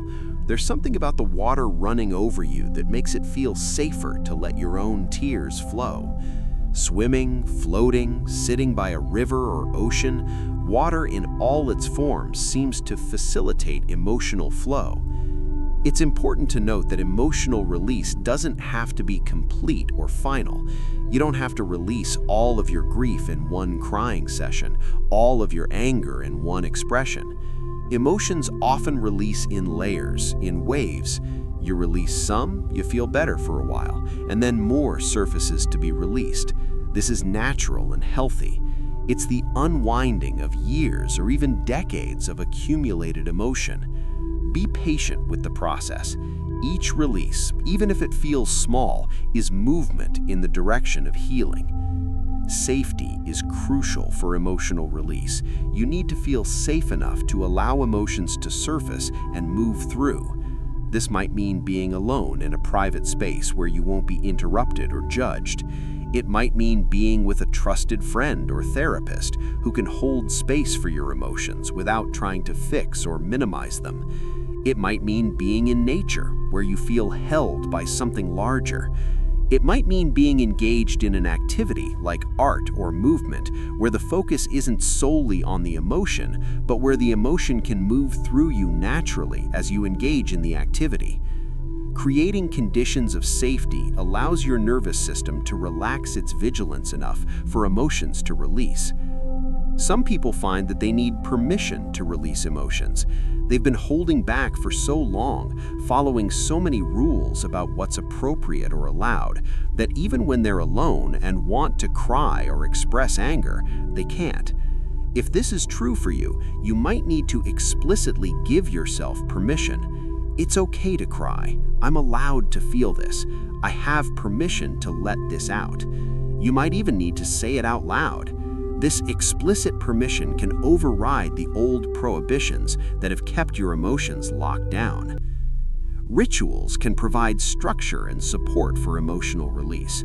You might create a ritual where you write out everything you're feeling about a situation or person and then burn the paper, symbolically releasing those feelings. You might create an altar where you place objects representing what you're grieving or angry about, spending time there to acknowledge and release your feelings. You might have a monthly or weekly practice of going to a specific place in nature to sit with and release whatever emotions have accumulated. Rituals make the invisible visible, give form to the formless, and create a container for emotional processes that might otherwise feel too chaotic or overwhelming. It's also worth noting that some emotions release more easily than others. Sadness, for many people, releases relatively easily through tears once permission is given. Anger can be trickier because there are often many layers of fear and prohibition around anger, and because anger needs to be released in ways that don't harm yourself or others. Healthy anger release might involve physical activity like hitting a pillow or punching bag, making angry sounds, writing angry letters that you don't send, or working with a therapist to express anger verbally in a safe, structured way. Fear often releases through shaking, through breath, through reassurance and grounding. When you're feeling fear that needs to release, it can help to acknowledge the fear, to say, I see you, I feel you, and then to consciously ground yourself, feeling your feet on the floor, noticing your surroundings, reminding yourself that you're safe in this moment, while allowing the physical sensations of fear to move through and release. Shame is perhaps the most difficult emotion to release because it tells you that you shouldn't exist, that you're fundamentally flawed. Shame releases through exposure to compassionate presence, whether your own or someone else's, that sees what you're ashamed of and responds with kindness rather than judgment. There's a concept in somatic therapy called titration, which means releasing emotion in small, manageable doses rather than all at once. If you've been suppressing emotions for a long time, releasing everything at once could be overwhelming and potentially re-traumatizing. Titration means dipping into the emotion, feeling it for a bit, allowing some release, and then coming back to a sense of stability before dipping in again. Over time, through repeated cycles of this, the full emotion is processed and released without overwhelming your system. This is a gentler, more sustainable approach than trying to force a complete catharsis all at once. Emotional release isn't about getting rid of emotions or never feeling them again. It's about allowing the natural completion of emotional cycles that were interrupted by suppression. When an emotion is fully felt and expressed, it completes. It doesn't mean you'll never feel sad or angry again. It means that particular instance of sadness or anger connected to a particular experience has moved through you and released. The emotional waters that were stagnant begin to flow again. Future emotions can then arise and pass more naturally without adding to an accumulated backlog. After a significant emotional release, it's important to take care of yourself. You've done deep work. Your nervous system has been activated and is now settling. Give yourself time to rest, to integrate what you've experienced. Drink water, eat nourishing food, get extra sleep if you need it. Be gentle with yourself. Don't immediately jump back into your normal busy life as if nothing happened. Honor that something significant has occurred. You've freed yourself from something you've been carrying, and your system needs time to adjust to that new lightness. It's also important to recognize that some emotions, some trauma, some deep wounds might need professional support to release safely. If you're dealing with significant trauma, complex emotions around abuse or major loss, chronic depression or anxiety, or if your attempts to work with emotions on your own feel overwhelming or aren't helping, reaching out to a therapist trained in trauma and emotional processing can provide the support and structure you need. There's no shame in needing help. In fact, seeking help is an act of self-compassion and wisdom. As you rest here now, you might notice if there's any emotion that wants to release, even just a little. Maybe there's a sigh waiting to be exhaled. Maybe there are tears close to the surface. Maybe there's tension that wants to soften. You don't have to force anything, but if there's a small release wanting to happen, can you allow it? Can you let one deep breath out? Can you let your shoulders drop? Can you let one tear fall if it's waiting? Small releases matter. They're practice. They're the beginning of learning to allow the natural flow of emotion through you, rather than holding everything in constant suspension. Letting go and inner peace. There's a profound difference between suppression and release, between holding on and letting go. Suppression is active. It takes energy to keep emotions pushed down, to maintain the walls around them, to ensure they don't escape. Letting go, paradoxically, is both active and passive. It requires intention, yes, but it's more about relaxing your grip than about doing something. It's about opening your hand and allowing what you've been clutching to simply fall away. In Zen Buddhism, the concept of non-attachment is central to understanding letting go. Non-attachment doesn't mean not caring, not loving, not feeling. It means not clinging. It means allowing things, experiences, emotions, people, outcomes to be as they are without desperately trying to hold on to them or push them away. When you practice non-attachment with your emotions, you allow them to arise, to exist for as long as they need to exist, and then to pass, without holding on to them when it's time for them to go. Think about how we often cling to certain emotions. We cling to anger because it feels powerful, because it protects us from feeling the vulnerability underneath. We cling to worry because we believe that if we stop worrying, something bad will happen. We cling to guilt because we think we deserve to suffer for our mistakes. We even sometimes cling to sadness or grief because it's our last connection to someone or something we've lost, and letting go of the grief feels like letting go of the person or situation itself. But emotions are not the things themselves. Grief is not the person you lost. Releasing the grief doesn't mean releasing your love for them or your memories of them. It just means releasing the pain.